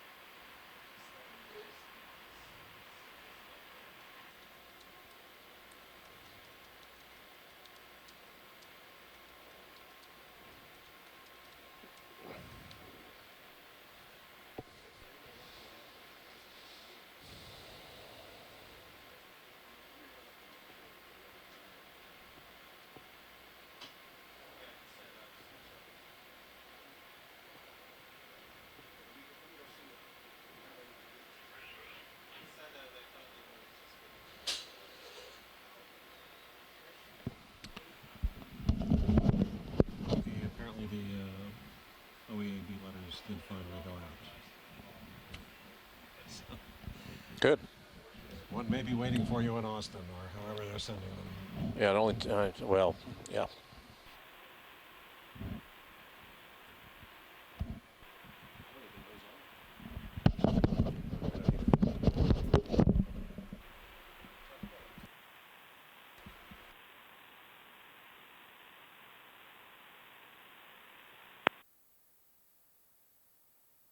Some of the people who were on the list for the meeting, the Friday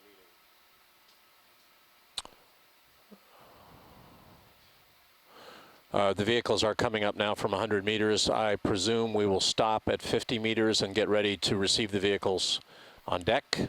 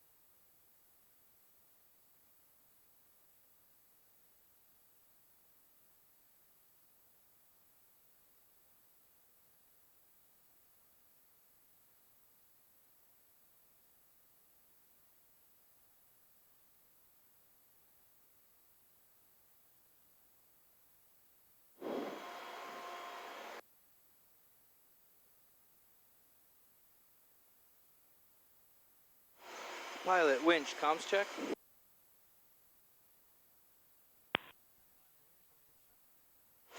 I just want to let you guys know I'm down here with my clipboard ready to go.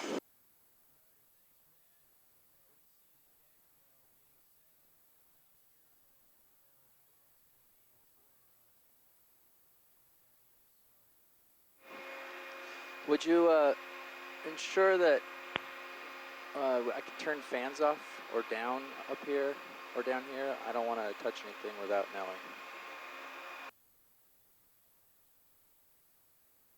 Great, thanks.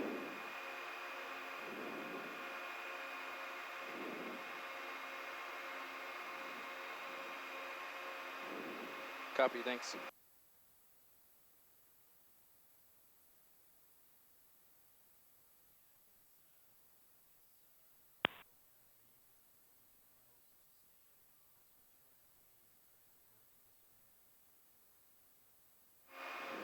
Gotcha. I'm just gonna walk around and do a walkthrough and make sure things are all set, and then I'll come up for some air.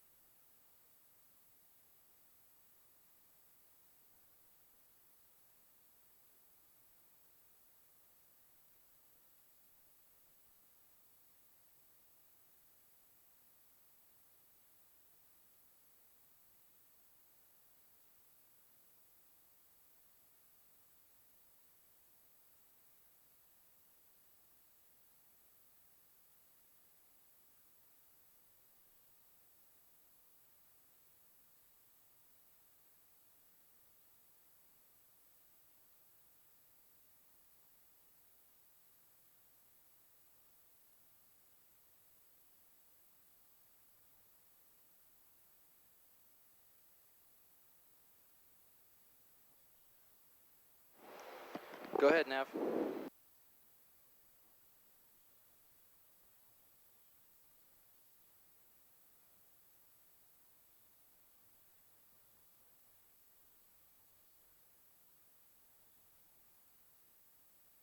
Copy that. Any fans but aft steering.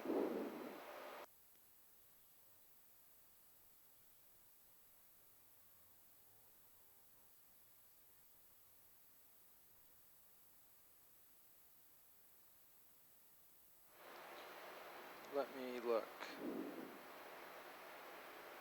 Well, they don't tell me what they are. They just say hit the stop button for the cooling fan variable speed.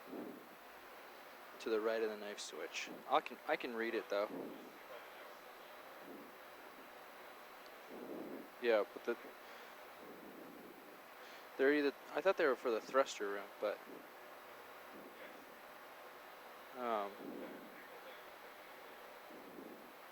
I'll check. If there's no labeling, then I will go ahead and not turn them off.